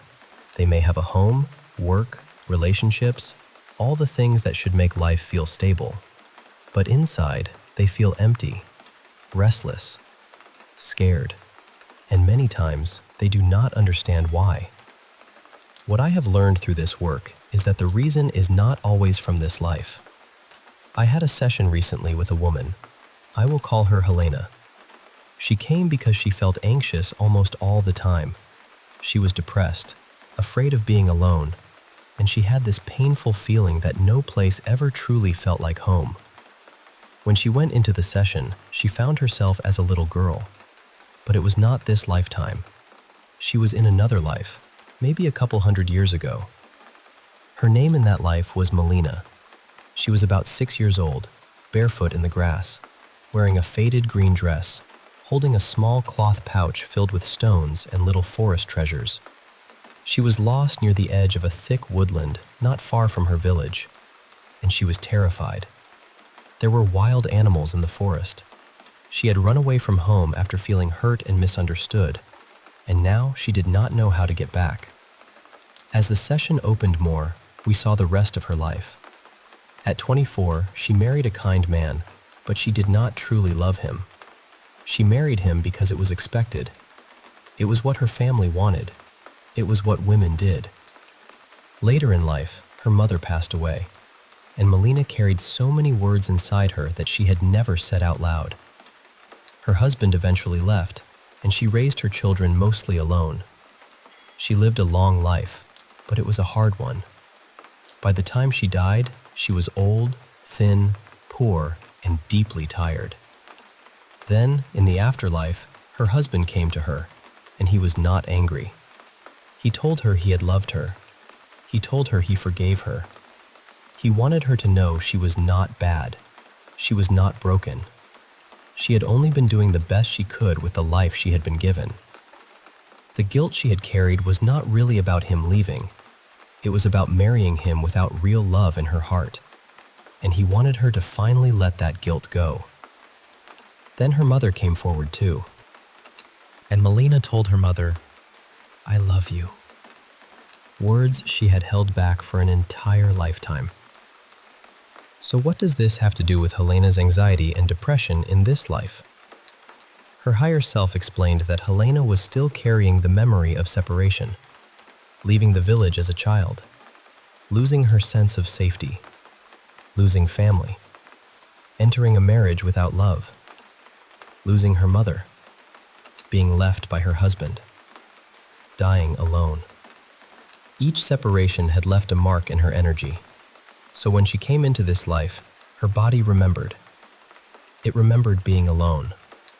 It remembered not being chosen. It remembered loving people and losing them. That is why she was afraid to trust, afraid to belong, afraid to let people close. Because somewhere deep inside, belonging did not feel safe. Belonging meant one day it could be taken away. Her depression was connected to another pattern too. In that past life, she had slowly stopped doing the things that made her feel alive. She became practical, silent, dutiful. She survived, but she did not really live. And in this life, Helena had done something similar. She had stopped going to the ocean, stopped spending time outside, stopped moving her body in ways she loved, stopped connecting with nature. Her soul was asking her to come back to life. Even the pain she carried in her hip was not really about the hip. Her higher self said it was connected to an old heart wound, held so deeply in the body that it had begun to speak through pain. The healing was gentle. White light was brought in for the anxiety. Golden light moved through the heart and hip. But the real message from higher self was very simple. Return to what restores you. Go back to nature. Go back to water. Go back to warmth. Go back to the things your heart remembers as joy. And let people in slowly, not all at once. Slowly enough that your body can learn it is safe now. So the lesson here is this. If you feel anxious or depressed and you cannot explain why, maybe the reason is not only from today. Maybe it comes from childhood. Maybe it comes from something your mind forgot, but your body still remembers. Or maybe, for some people, it comes from another lifetime entirely. That feeling of never belonging, that fear of being alone, that sadness with no clear cause. It may be an old memory still living inside the body. And healing does not always mean fighting the feeling. Sometimes healing means listening to it, understanding where it came from, and then gently showing your body that things are different now. You are not there anymore. You are here. You are safe. You can begin again. If this speaks to you, you can try this simple exercise. Sit somewhere quiet. Close your eyes. Take 3 slow breaths. Imagine you are standing at the edge of a misty forest. You feel the fear of being lost. You feel the old loneliness. But this time, you are not a helpless child. You are your adult self, and there is light in your hands. Bring your attention to your heart. Notice if there is a cord, chain, knot, or heaviness there. Do not force it away. Do not pull at it. Just place your hand over your heart and say, either out loud or inside yourself, I see you. I am not there anymore. I am here now, and I am safe. Then imagine golden light pouring down from above you, filling your heart, softening the old wound, warming the places that have felt forgotten. Stay there for 5 to 10 minutes. Try this before sleep for 2 weeks. The body needs time to learn that the old story is over. And maybe, little by little, your heart will begin to believe it too.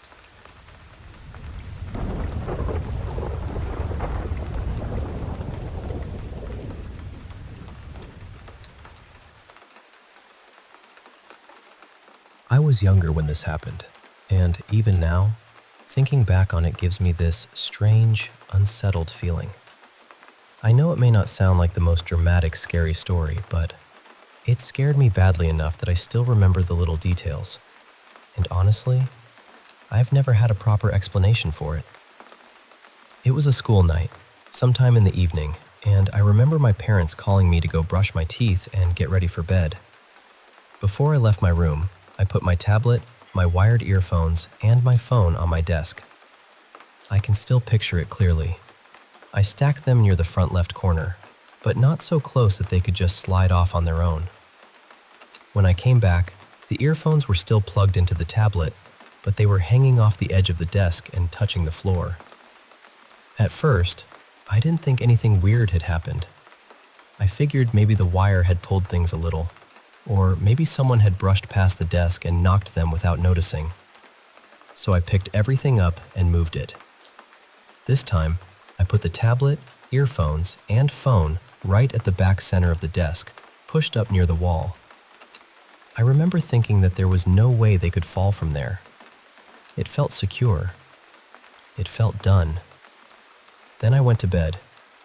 For maybe 20 minutes or so, I was lying there trying to fall asleep. I had my eyes closed, just shifting around under the blanket, when suddenly there was this loud, sharp bang.